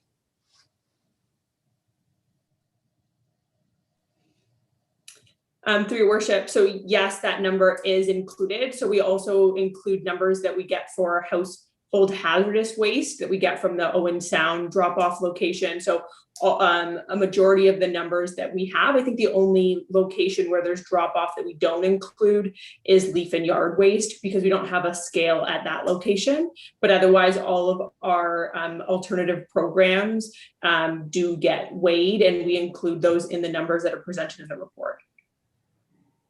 Okay, so I take my electronics into Owen Sound, so we do not get any credit for the tonnage of home electronics that I divert, correct? No, so we record everything that goes to our Meaford location, drop-off location. Thank you. And Deputy Mayor? Thank you, Your Worship. And Tori, I'm wondering if I could ask you, maybe we don't really know at this point yet, but as we transition to full producer responsibility, is the likelihood that they would continue to engage Miller or they might use another subcontractor? And if they did, then is that likely to have impact on cost for our municipality to pick up the garbage, meaning then therefore increase in garbage bag tags? Do we have any idea how that relationship at this point may impact us? I'm going to get Chris, he's on this call, to give it some advice on the actual transition and what information we've been given to date. I know we haven't been given as much information as we'd like to, but he might be able to help with that one. Sure. Through your worship,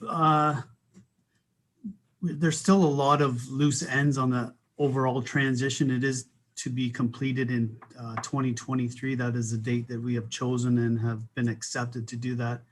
In saying that, it could be Miller Waste, it could be another contractor. We don't have any say in who will be collecting the material or how they market it or where it goes at the end of the day.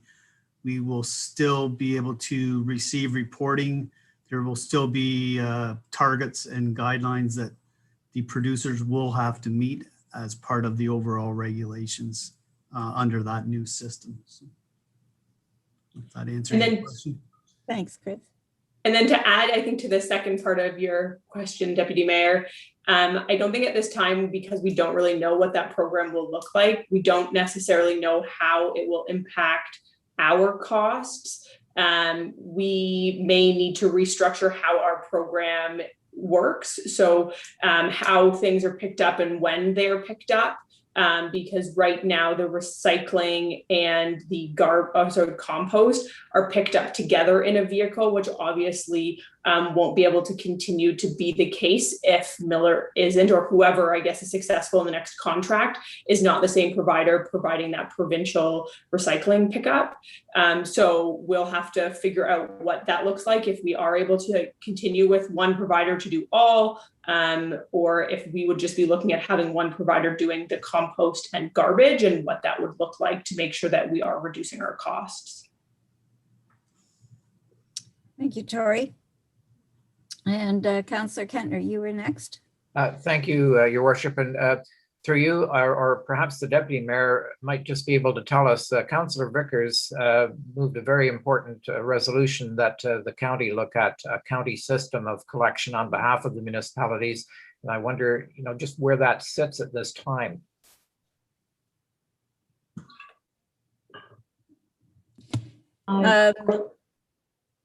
You're best to answer that, Your Worship, I think. Thank you. It was your motion, yes.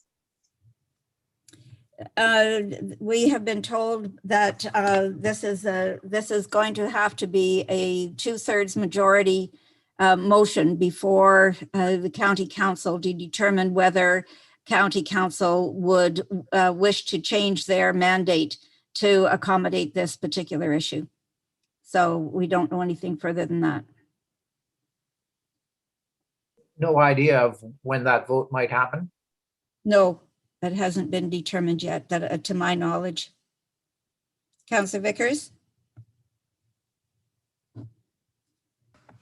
Through your worship, remind me, I thought County Council did approve to do an in-depth study on all the different ins and outs of this program. Was that not the next step, your worship? The study? Not so much as they wanted to do the study to then bring back a report that looked at all the different aspects of this sort of idea. Well, there isn't a will unless council has determined that, yes, this is something with a 2/3 majority movement to put it on the table and to proceed with it. That has to come first as the political will to change their mandate. They are not charged with looking at a county-wide waste management system. And so that's where the discussion is at right now.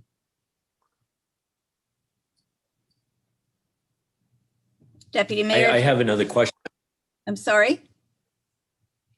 I did have another question. That was just a kind of a comment from Rob, but I see Mr. Ross, but I see Rob kind of came on the screen. To your worship, I was just, my understanding through discussion at the county CAO was that the next step would be that they would be undertaking a study.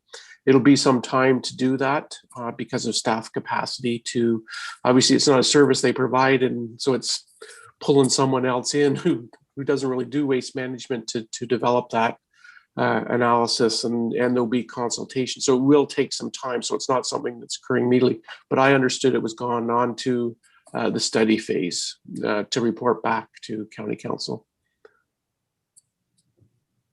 Thank you for that, Rob. Councillor Greenfield.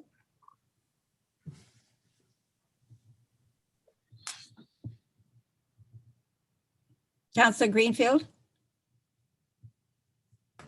Thank you, Your Worship. And on the subject of a countywide waste management project, yeah, it's a great idea, and I hope it does. I hope it does continue.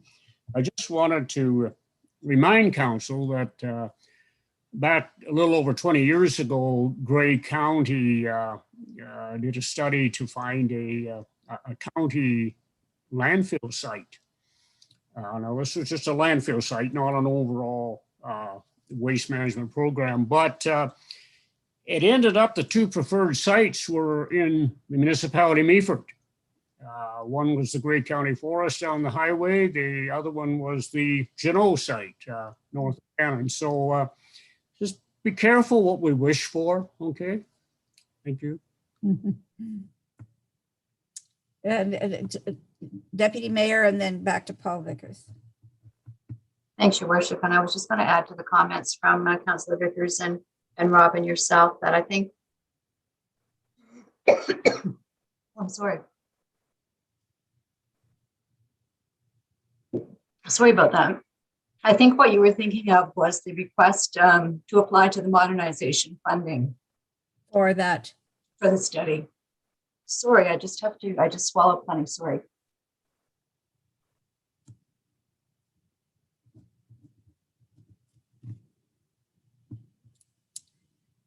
You okay? All good. Yes, sorry about that. Yeah, I just wanted to add that was, I believe, what you were recalling was a discussion about applying for that funding to undertake the study and to hire a consultant because county staff just don't have the capacity to take on such a task. Thank you for that. And back to you, Councillor Vickers. Through Your Worship, two kind of questions, and I'll start with the comment to Councillor Greenfield's a comment that he made there. When I brought this forward, my vision of this was not to keep burying our garbage. I wanted to see a county-wide structure that would separate, and the plastics would then be turned into another form of a product, whether it be taking the energy. I know there's I've been part of sessions that described how they can now take the plastic, melt it down, use the energy that comes off that plastic, put it into the hydro grid, and then end up with a smaller product that then could be further on made into something else. Our organics could be put into a digester. Our garbage could maybe be separated and made sure that it was completely used in its proper spot. You'll make sure all the garbage and all the recycling is separated out. I'm not looking to just bury garbage. In my mind, in my vision would be that in the very end, there would be very little garbage to be buried. We would have it all separated off and made into and put into different streams that then could be used into a further process. So my idea isn't just to find a garbage dump in Grey County, but actually find a solution to the problem. That was kind of my, maybe my little speech here for the day, but that's my idea of bringing this motion forward. Wasn't to find a great big, 300-acre plot of land to just bury all the garbage from Grey County. Is to find a spot where we can take all this garbage and recyclables and make something further of them. So that's my commentary. My question I have for Tori or for Chris is, what happens to the organics? I know it's kind of probably in Miller's department, but do those organics go to the treatment or the facility down in Arthur, or what exactly happens to those organics that we produce here in the municipality? I can take that one, through Your Worship. So all our organics are collected curbside and they are transported to All Treat in Arthur. There they are windrowed and processed into different materials, some being topsoil, mulch, or whatever is coming in there, and they are sold at a lot of home hardwares carry the All Treat line. If you go to Walmarts and home hardwares around the province, they carry the All Treat line of the processed material. So it is sold back to the consumer at the end of the day. So can I ask a further question, Your Worship, about the organics? Chris, what happens to the bag that it comes in? Like that plastic bag that I see Karen putting into the recycling box that then goes into the compost container that then goes out to the end of the lane. Does that plastic just somehow magically disappear, or do they have to somehow separate the organics from inside that bag and get rid of that bag? And it's kind of back to like the dog poop bags, you know, like those bags cause issues too, sort of thing. Do these bags that we are using, do they cause issues, or do they just magically disappear? Through Your Worship, so Councillor Vickers, since day one, we've been promoting the collection in compostable bags. That's through the Compost Council of US Compost Council. So those bags are composted and disintegrate as part of the overall process. So. But the dog poop bags, they aren't compostable then. Is that the idea, Chris? Or? Through Your Worship, I would say unless they say right on the kind that you're purchasing that they are compostable, that they would cause problems down the road for sure. Okay. Okay. Anything further for discussion? Okay, seeing, sorry, Councillor Greenfield. Thank you again, Your Worship. And if I may, just through you to Councillor Vickers, I don't want you to be mistaken, Paul. I in no way want a landfill site, but from what I've read and researched, at the end of the day, no matter how much reduction one does, there's still going to be some garbage, some refuse left that has to be dealt with. And whether it gets put on a barge and set out into Georgian Bay, which I don't advocate, there needs to be some kind of a landfill site. So I just wanted to make that apparent to you. Thank you for that.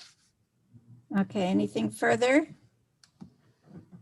Seeing nothing, I will call the question. All in favor of this recommendation moving forward?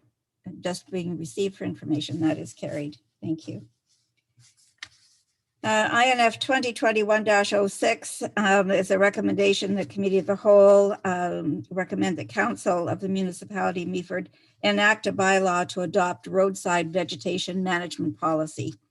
And we continue to utilize the rubber tire excavator to complete ditching, vegetation management, culvert replacement, and winter maintenance. Could I have a mover and a seconder, please, to put that on the table? Councillor Bell and Councillor Bartley. And I will certainly begin and turn this over to Council for questions, but thank Jessica for the great report that she has produced for us and the encouraging news that we've heard in that report. Any questions? And I see Tori has unmuted herself. So any questions for Tori? Councillor Bell? Thank you, Madam Mayor, and thank you to the staff for pulling together a really good report. I know that it was myself that in the last period of time, there was a lot of comment, sometimes some very harsh comments from ratepayers when this machine was performing its job out at the front of their properties or down the road that they lived on. And I asked for this report to look at the financial aspect of the machine, the efficiencies of the machine, and so on. And just so that I can do a small recap from myself, the number one thing that the ratepayers were very upset with was that the machine would show up on their road and there was no notification, there was no communication, and all of a sudden they would come home and they would see, they use the word destruction, they would see the mess. And in the report, it is now clearly stated that there will be information dropped off And there will be a number that ratepayers can call, not unlike what I had been talking about when Hydro One would go down your road and they would say what they're doing, and there's a number to call. So on that aspect, I think that is a huge positive step forward. I asked for that, and staff have now delivered on that. The other thing that people were very upset with was the actual performance of that piece of equipment, how high it had to reach up, how it went after the sides of trees, and how it did things that just looked so rugged and so nasty, and how it went after the vegetation. Knowing the piece of equipment, yes, it is a nasty, gnarly piece of equipment, but in the report, there was a few lines that suggested about a learning curve for the operators themselves on what they're doing and what they're taking on and how they're performing with that piece of equipment, the actual job that's being done. And I can reflect now on the third point, which was the cleanup. The cleanup before, when it was a new piece of equipment, I know myself, I know the deputy mayor, I know other members of council went out to an area where it was left very poorly.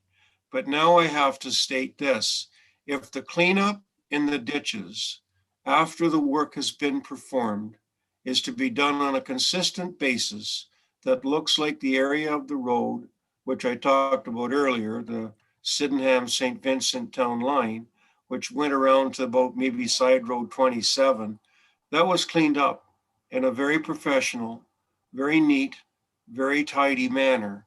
That is what the ratepayers expect to see.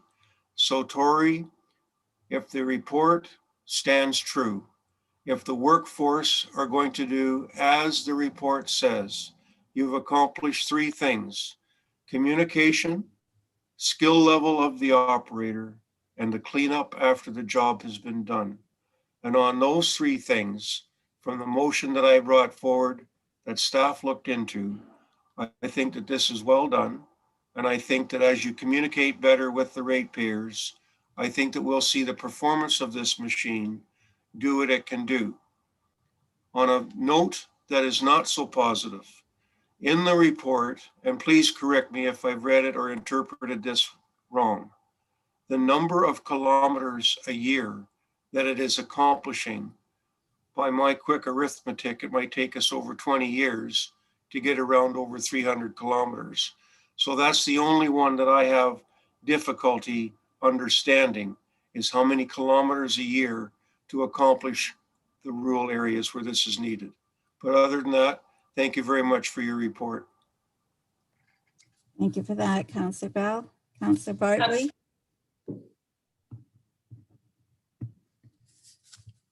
Tori, did you want to comment? Yes, I did. Tori was comment. Sorry, I was just going to make a quick comment on the timeline, how long it will take. One of the reasons why there is so much work to be done right now and why it is taking so long is that this is a new program that wasn't done previously. So every time we go to a location, there's a significant amount of work to be done. However, once we have been able to get to each of these locations, it will be in better condition than it has been or it currently is. So it should take less time in each of the locations. And we are really focusing on some of those bad locations right now, where some of the other road locations have limited to no work that needs to be done just because of, there might not be trees in the area. So we are definitely working in some of the areas that are taking longer to complete right now, but we are making good progress, and Jess and her team have done a wonderful job over the past year and a half. And I agree, the communication has made a huge difference. And we're happy to see that residents have a more positive outlook on the program, because it really is helping with our roadways. Thank you, Tori. And Councillor Bartley. Thank you, Madam Mayor. And I too was very upset with what the machine was doing a year and a half ago. It was deplorable. Having said that, if I were to crank my window open right now, you could hear the machine work as we speak. It's quite loud out there, and I don't want to go on my front lawn. But Jessica and her team, Tori and Jessica and her team, have a crew come behind them, clean it up. They're doing a very professional job. Is it perfect? No. But look at the alternative, $863,000 to have somebody else do it. There's no question that we have to keep this piece of equipment because it does more than what it is doing right now. And I think the new program that they've implemented is doing a wonderful job. Thank you. Thanks for that. And Councillor Greenfield.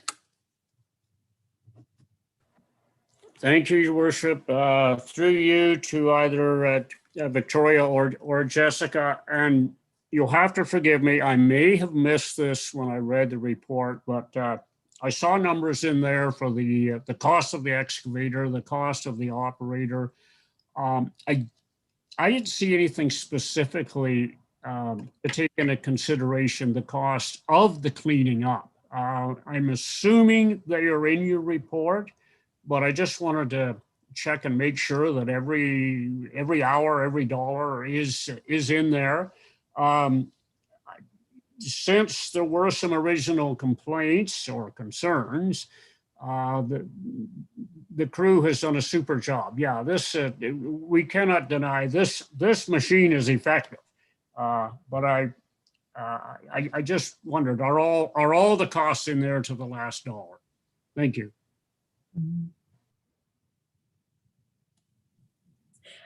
Through Your Worship. So the report, what we tried to do was compare compare even to even. So what we are looking at is also what was in the 2018 report that came to you. So those costs to do all of the cleanup aren't necessarily all included, but there are certain items that wouldn't be included in the contracted costs that we've included either. So we've tried to provide comparable information for what the costs are to complete the work so that you understand what it would cost to do the work in-house versus for the cost to be completed by a consultant or contractor.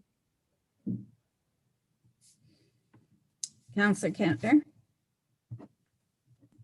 Thank you, through Your Worship. A question for Tori. How many hours a year does this piece of gear log? Through Your Worship. So as stated in the report, last year it did 730 hours. There was definitely some downtime during the March and April of last year because of COVID, and we're trying to reduce staff working in large groups, which would have been needed to utilize that piece of machinery at that time of year. However, as I guess my understanding, as these programs start to develop, we're able to utilize that piece of machinery more and more. So we are working to make sure that that machinery is used between 800 and 1,000 hours a year. Yes, I've heard that 1,000 hours a year is sort of the, you're losing money up to that point. So I guess that what we were hoping to highlight in this report is that that isn't necessarily the case. The 2018 report looked at using this machinery 1,000 hours a year, split between different types of work. But as you can see from the dollar figures in this, the cost that the amount that it costs the municipality to continue to use this piece of machinery is approximately $141,000. Whereas if we were to contract those services out, the equivalent cost would be $863,000. So even in years when that piece of machinery is used slightly less, there's still significant savings being seen on our end. Some of the people who have gone over these figures feel that the approach to costing just doesn't quite, stand up.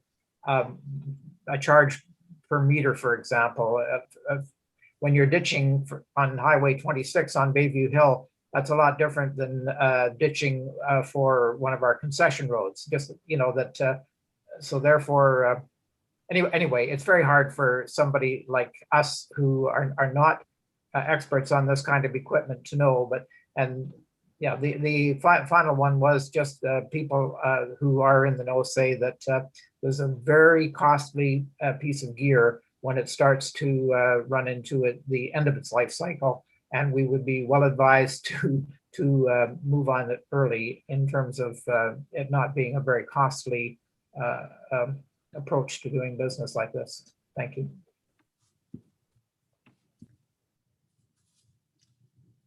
Nothing, Tori. Okay. Anything further on this, Councillor Bell? Thanks, Madam Mayor. I just want to talk a little bit about what the subject matter of Councillor Kentner and internal costs inside our municipality with our own equipment, our own crews, doing our own work for the municipality versus a for-profit corporation who's putting in a bid and a tender to do something. And the only thing I'm going to just use as a reference point, and I'll simply just talk about our own business. So inside our own business, we do things for ourselves, and we have those hard costs per hour just to turn the key, just to go in to do something.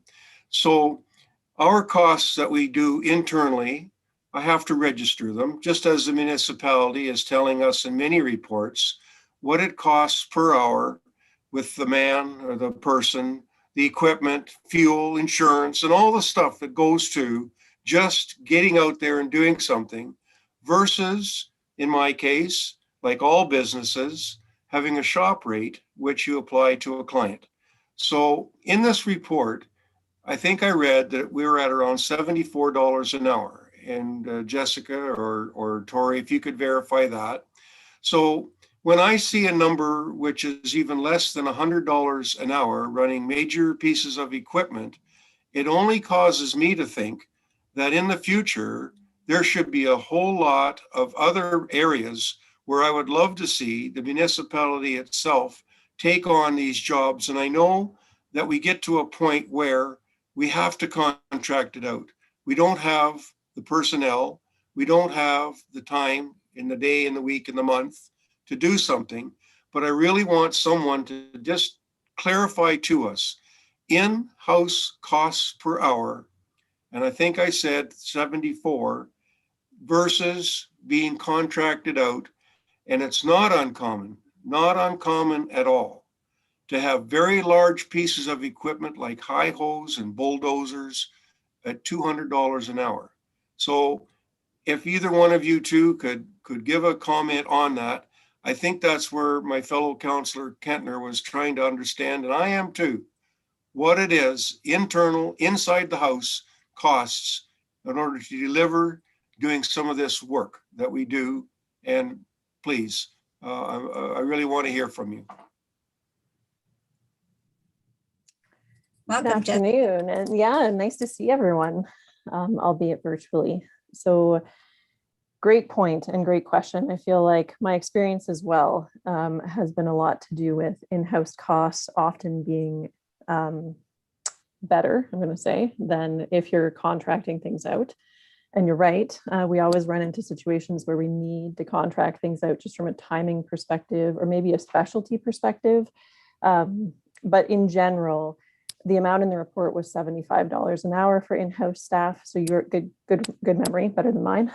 And I honestly believe that there are other areas within our services that maybe it would be cost beneficial to explore what can be done in-house and what can be contracted out. I think this is a great example. And it just so happens that this piece of machinery can conduct multiple types of business, which is also beneficial. Our costs in some of our contracted services the last couple of years, whether we're saying that it's COVID related or product availability relations, we've just seen that the work often is much more than it would be in-house. But I do agree. I think that there's definitely things that we could do, which would be more to our benefit financially whether it's delivered as an in-house service as well. Thank you for that. Councillor Bartley. Thank you, Madam Mayor, and back to Councillor Kentner. It is really simple for somebody to sit in a coffee shop and say that the numbers are wrong. I would welcome anybody that wants to dispute these numbers to come forward with hard facts and hard figures and prove it wrong, or let us know what we're doing wrong. But just to give snide comments, I just don't cut that. I need to see facts and figures. Thank you. Thanks for that, Councillor Bartley. Anything further from council? Seeing none, I will call the question. All in favor of this, enacting this bylaw moving forward, and that is carried. Again, with thanks staff for a very comprehensive report. Appreciate it. Okay, moving on to INF 2021-07, the Gillies Bridge deferral. Can I have a mover and a seconder, please, to put the recommendation that Committee of the Whole recommend that Council approve the deferral of Bridge 15, or the Gillies Bridge reconstruction project, to 2022. Can I have a mover and a seconder, please, to put that on the table? Deputy Mayor and Councillor Bartley.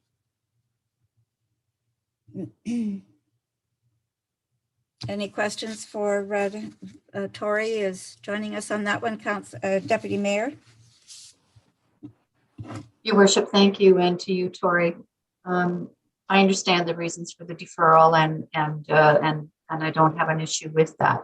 But my question to you is, this does present some concern. Are you fearful going forward that this is going to be a bit of a precedent, a bit of a pattern? Are we going to see higher construction costs because of, well, everything gets blamed on COVID. So because of everything related to COVID, is this what we need to anticipate going forward?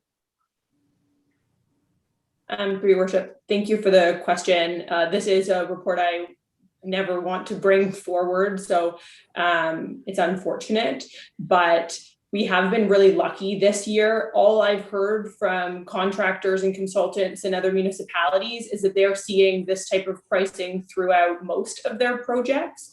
Whereas most of our large tenders have now gone out and been priced and have been awarded.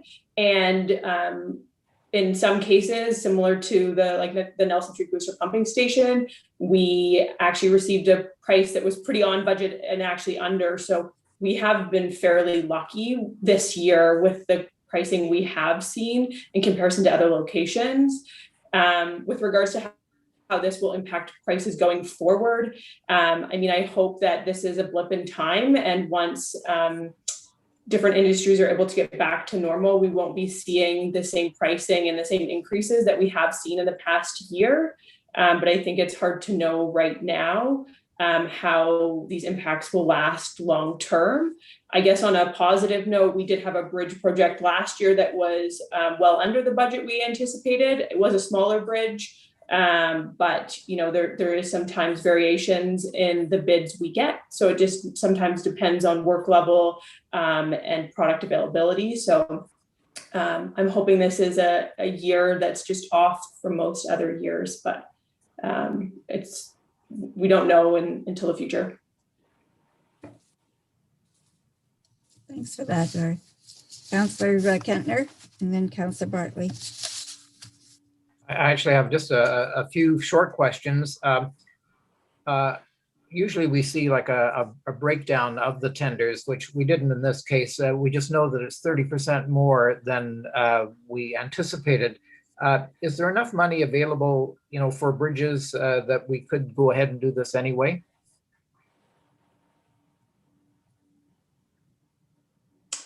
Through your worship, my understanding is that there is money in reserves, or we could budget it as part of next year's budget. Another consideration that we were taking into consideration in this is that approval process that we are waiting on from the Ministry of Transportation. And with that added to the budget, that's what really caused us to go this route. We definitely don't want this project to last more than one construction season and have residents in that area having to deal with the bridge closed for more than 12 months and into 2 agricultural seasons. And so because of both the price and that permit process, that's what kind of led to the deferral suggestion or recommendation. So we do have enough money, my understanding is, in our reserves for bridges to proceed with this, but we felt that it was better just to defer it and budget properly through next year's budgeting process. And can I just quickly ask then, is this price locked in? I mean, are we accepting the tender and just putting the project off a year? So no, that wasn't our plan. What our plan is to do is to see if there's any way that we can improve our current tender document to maybe make it have more favorable pricing.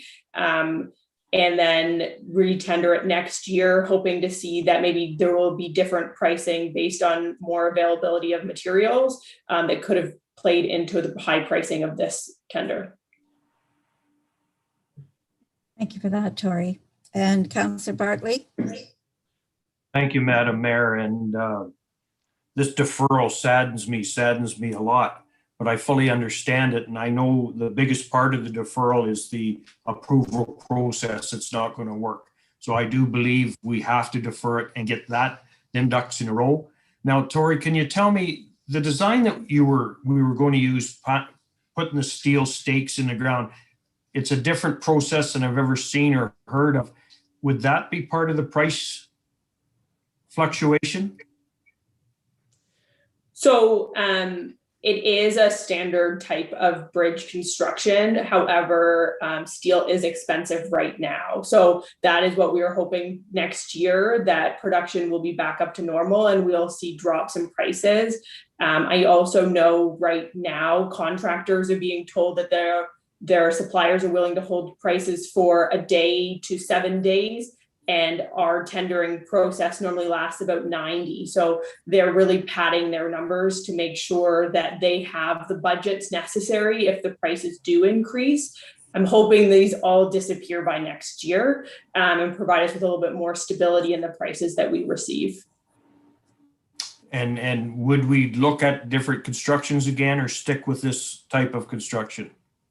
So our plan is to continue with the current design that we have in this type of construction. We will be looking to see that one item with regards to control of the waterway, if there's any way that we can tighten that up so that it, the prices don't vary quite as much. But if we'll still make sure that there's enough budget based on what we received this year and any other additional information from other bridge projects that our consultant receives, so that we are in a better position next year to proceed with this project.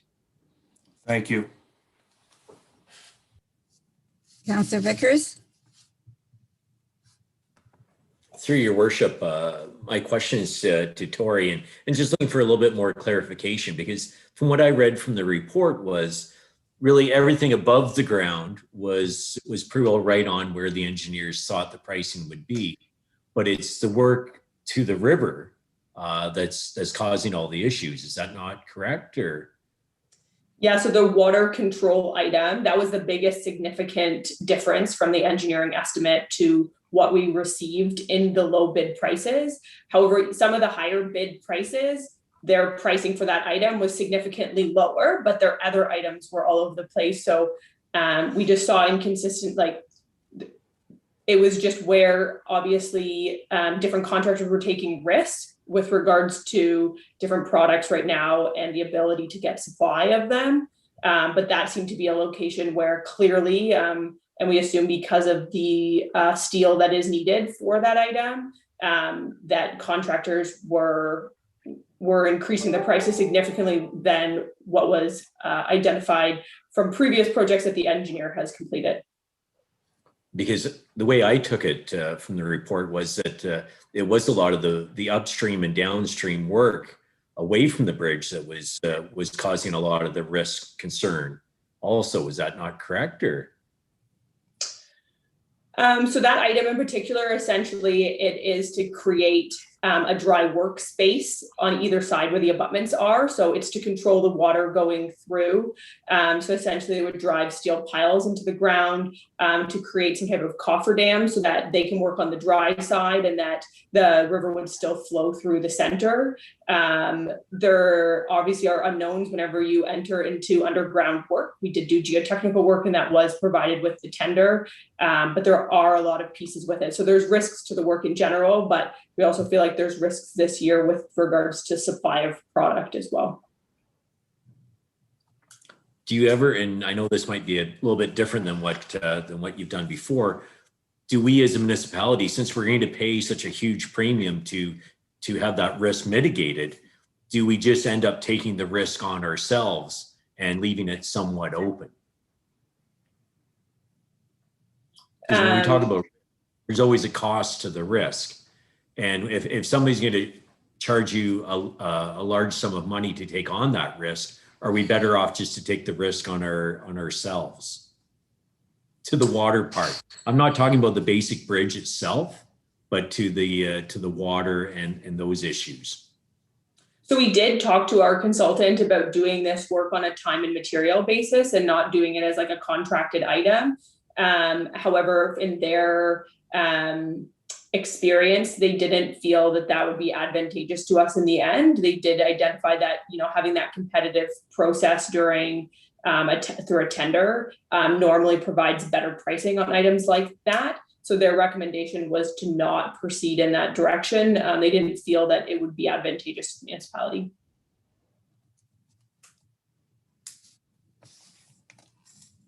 Okay. Any further questions here? Then I will call the question. All in favor of approve this deferral of the Bridge 15 reconstruction project to 2022, and that is carried.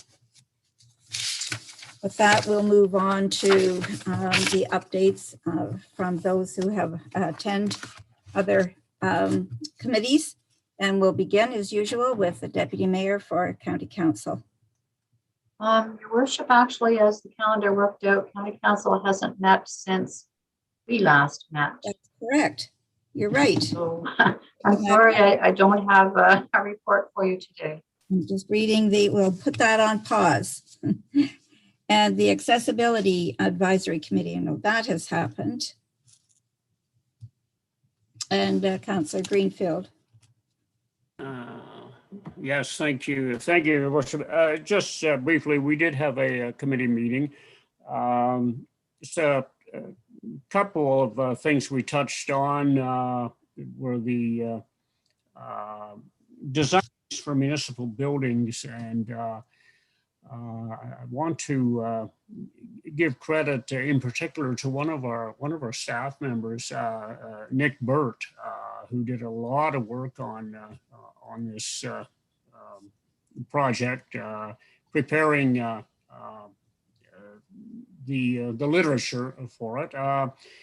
It concerned primarily things like doorways, hallways, ramps, but a lot of good detail, and also touched on color combinations that I had never thought of as being a problem to some of the folks who do have difficulties distinguishing between colors.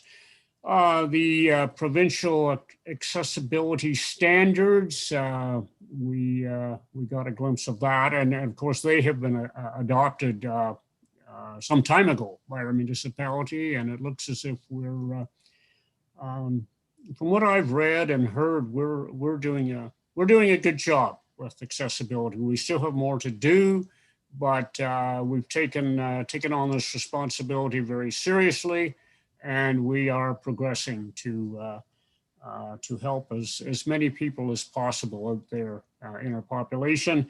I once again want to thank Ms. Margaret Wilton-Segal and Ms. Hannah McCullough for their contribution. Always keep us up to date, and that's enough from accessibility. Thank you. Thank you for that, Councillor Greenfield.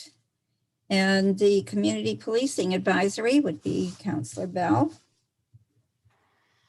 Thank you, Madam Mayor. So we met on April the 28th, and we had Deborah Anderson. She's the interim detachment commander. We had a very good, informative meeting.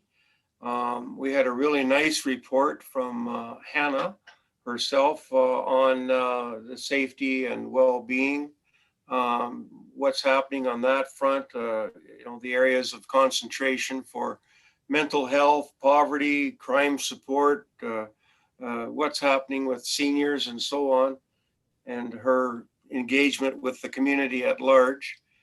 A really big deal which has come up with the OPP is that they're doing a police services board, and what's going to happen is that there's no longer going to be distinguishing between a 10.1 and so on communities that use the OPP, one funding formula. So if a community has the OPP, whatever the OPP has, every community is going to be delivered the same service. There's no splitting, no better than, no less than. They've changed that format. Along with that, the OPP detachment informed us that they've increased their staff by 4 members. They're going to be doing 20 hours a week, and that's going to help them deliver service into all the areas. They admitted that they had been understaffed for some period of time, and this is going to really help get out there and do that community policing. Another thing the interim inspector mentioned to us is that their officers are being trained on e-ticketing. And so basically, they're going to swipe the driver's license right at the roadside at the cruiser, and it saves, the inspector said, about 55% of the officer's time just processing an infraction, let's say for speeding. So that's something new that is coming. They're training on it, and it will be implemented. One of the things that I said right near the end of the meeting, I said it in jest, and I sure hope that our clerk took it as such. Because of the new format that might be coming, it is coming. I think that maybe our little group, we might find ourselves, I think I said, Mr. Clerk, that we might be out of a job because when things transpire differently, they'll be looking for a person to be on that police services board, which will have a different mandate and a different composition for what we're doing. But if that does happen, I'll just take the opportunity right now to say it's been a real pleasure to work with the folks that put their name forward and serve on this committee. And I do think that it probably will change in the future. And I think, Mr. Smith, I see you that you probably will have comment on that. And it has been a privilege, if it does meet its demise, that I was the chair.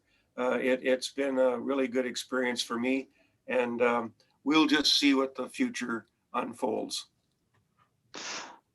Thank you, Councillor Bell. If I can just add a little bit to that, Madam Mayor, just because Council may have some questions, I suspect, at least brewing in their minds. To Councillor Bell's last point, I suspect there might be some changes to the committee, but that will likely come forward towards the end of the year, ready for 2021. There will be a report at Council on May the 31st to talk about detachment-based police services reports. So there'll be lots more information coming to Council next time. Thank you for that, Matt. And thank you, Councillor Bell, for your update on the report that is coming next on the Community Safety and Wellbeing Plan that Hannah was presenting at our last Community Policing Advisory Committee. This is all interchangeable, and it is so exciting to see the work that is being done on many fronts with all of these activities, the committees that are moving ahead. I really want to commend Hannah for the work that she has been doing on the Statutory Advisory Committee. It's really been single-handed, staff-driven for sure, and we were very impressed with and spent a lot of time this past meeting on April the 29th discussing the priority action items and the task, that narrowing down the tasks, because she had a number of them listed for each of the priority areas, including the general well-being, but also mental health and addictions, income and poverty, crime prevention, and youth and seniors. We narrowed it down to the top 3 tasks that this committee could focus on. And so we'll be having more discussions on that coming forward. And then we went into the update on the virtual meeting that was held, public session that Hannah conducted.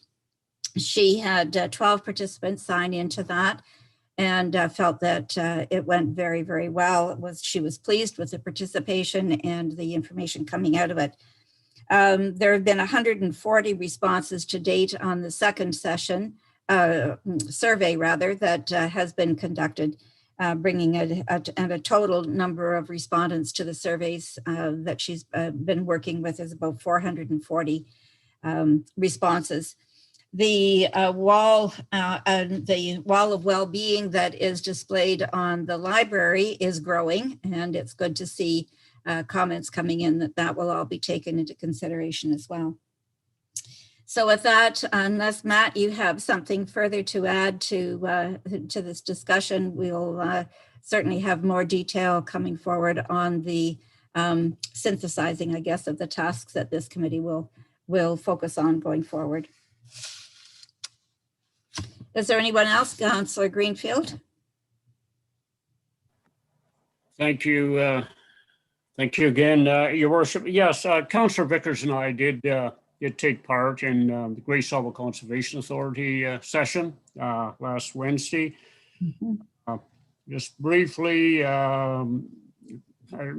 TD Wealth Investments and Management did take up a bit of time in our session. We were advised that yes, we do have investments. Yes, they are doing reasonably well in today's stock markets, which is good news. And also about a grant to the Arboretum Alliance that is going to help the Arboretum folks do more planting and also signage on their part of the property next to Grey Sauble. Not good news about the ash borer. It seems to be winning the war against the ash trees. Very, very sad situation. And a bit of an update there. Also some changes to forestry tendering, which we're going to give a try. Hopefully it's going to work out for us. And also the planning department at Grey Sauble, we are down in numbers of planning staff. Right now we've got 2 established planners, taking on a couple more, and also I can think of at least 1 member on our Grey Sauble staff who was in the past involved in planning. She's coming back and doing some of the planning work, so we're trying to put through the applications as fast as possible, but it's taking a little longer. But so far we're keeping maybe not ahead of the game, but up with the game. So maybe Paul wants to jump in and give some more comment. Yeah, if I may, Your Worship. Please go ahead. Yeah, thank you. Yeah, I think Harley, you did a great job as always. I think the biggest thing is to for people that are looking for permits. These planning this planning deficiency that we have right now will put a bit of wait time onto your applications. So what maybe in the last few years was somewhat of a quick turnaround, do expect delays on your permitting if you have to go through the Grey Sauble Conservation Authority, because they just basically have half the staff. So and a lot of work ahead of them. Maybe with the shoreline slowing down a little bit here along Georgian Bay will help. But people do need to keep in mind that if you have to go through Grady Sawwell to get your building permit, allow yourself a bit of extra time. That's all I can say. Thank you. Thanks for that. Okay. We're now then moving on to the memos that council will just receive. Council directions for Q1 in 2021 is the first one. And thanks to Margaret Wilton Seagal for her work on this. Are there any comments or questions that council would like to express? Councillor Kentner? I have a couple, and I'll just do one here, and then others can go. The vacant unit rebate, Grey County Council voted to support the elimination of it recently, and there is a motion that was passed, to proceed with that. So I'm wondering, ought I to bring forward a new resolution, or is this the time to act on what the county is recommending? That's Over to you, Rob, on that. Yeah, I can speak to it. Darcy will be bringing the tax rate bylaw to the 31st bylaw, and it'll be part of that report. So you don't need to do anything, Councillor Kentner. Okay. And I had another, if I can. Yeah, Here. go ahead then. I don't see any other. So the Meaford Harbor cleanup one, which is dated back to 2018, before I was on council, the first paragraph is actually ignored in the follow-up report, and that was, to clean up the logs in the river mouth at the harbor, and I just don't understand. I think you have to wait until after the 1st of July to do this, but I don't understand why the report wouldn't address that request was made back then, and I've made it since that the logs in the river mouth be removed. Rob, can you address that? I will need to follow up on that one. I'm not sure of the status of that one, so if we can get back to council on that one. Okay, thank you for that. Any further questions? And Deputy Mayor?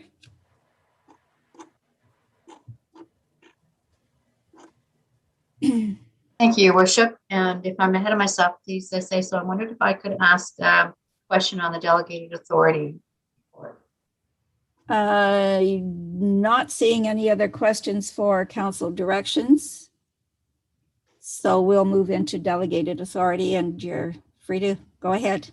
Thank you very much, Your Worship. I'm just curious, looking at the summary and noticing that the final amount as comparison to budget amounts, in several cases, the final amount is considerably less, half of the budgeted amount and even more in some cases. So I'm just curious, are those projects perhaps not fully completed, or will they, or is that just savings, so to speak?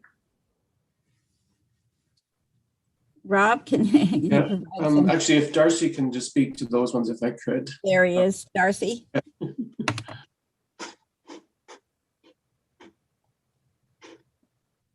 Thank you, Your Worship. Sorry, the Deputy Mayor, I believe, was asking a question. Just kind of cut out on my end. If I could just get that asked again. Certainly. Darcy, I'm looking at the delegated authority summary and comparing final amounts to budgeted amounts. And in several cases, the final amounts are half of the budgeted, and just curious to know if those projects are actually completed or if they just happen to be savings. Could you give me an example of a project specifically? Certainly. Let's pick provision of consulting services for downtown inflow and infiltration study, budget 80,000, final amount 33,423.07.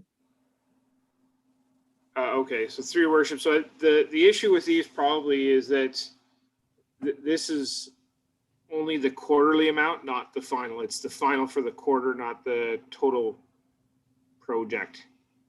It's Q1. Yeah, that answers my question. Thank you.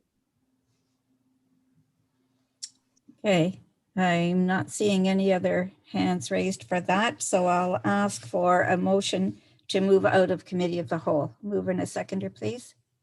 Councillor Vickers, Deputy Mayor. All in favor? And that is carried. Thank you. And do we have any notices of motion to bring forward or that will come forward? Councillor Kentner. Thank you, through your worship. I will bring forward a notice of motion to accede to MP Alex Ruff's request that municipalities support the 988 number. And I think that wasn't on our correspondence list yet, but it will be. And so I would like to bring a motion in at our next meeting to support that. Okay. Thank you. Any other? Oh, sorry, Matt, did you have a comment to that? Through you, Madam Mayor, I don't think we need a notice of motion for that particularly. It would be on the correspondence list by default. So following Councillor Kentner's discussion of it, I'll put it on the communications list, and then council will just be able to pass a motion as they are for any other piece of communication. Okay, thank you. Are there any further notices coming forward? Seeing none, we have no motions for decisions, so we'll move into adoption of the minutes. For council meeting, April the 26th, the mover and a seconder, please. Councillor Bartley, Councillor Greenfield, all in favor? Or is there any questions first? I guess we're all in favor, thank you. And that is carried. The planning public meeting of April the 19th. I will move in a seconder, please. Councillor Kentner, Councillor Vickers. Any comments on that? All in favor then of receiving these minutes? And that is carried. And the closed meeting of April 26th. I'll move in a seconder, please. That on the table. Councillor Bartley and Deputy Mayor. And if there are any questions or comments, we'll have to go into committee, into closed. Are there any? Then I'll call the question. All in favor? That is carried. Anything on the communications list as presented, or the correspondence list that we have received previously that council would like to pull?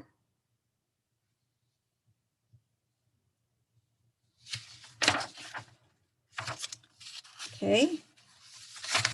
Seeing none, then we are at the stage now where we can go into closed session.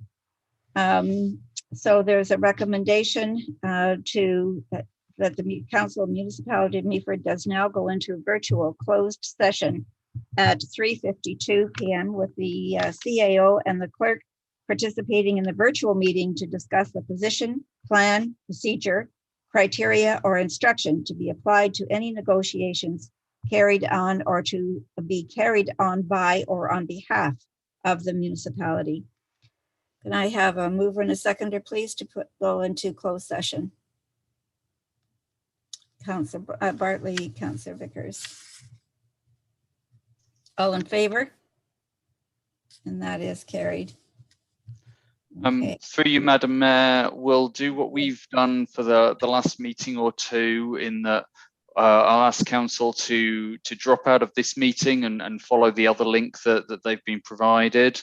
This YouTube stream will continue, so that once the closed session is over, we'll return to this location and can report out at that stage for the public. Okay. Thank you.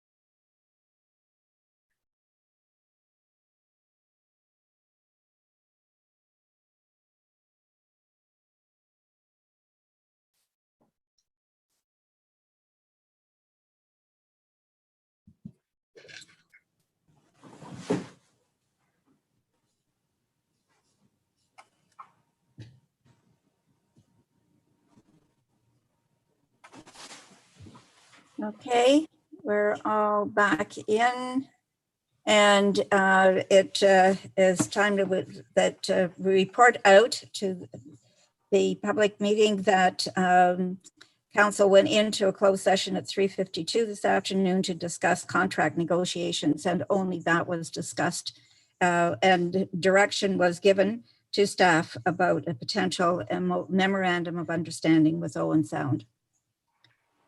And with that, we have completed the agenda as before us, and I will declare the meeting adjourned. Thanks everyone for your participation and information. Have a great evening. Sun shining now, another bit of time left before dinner time. So thanks again, and see you shortly. Bye now. Good night.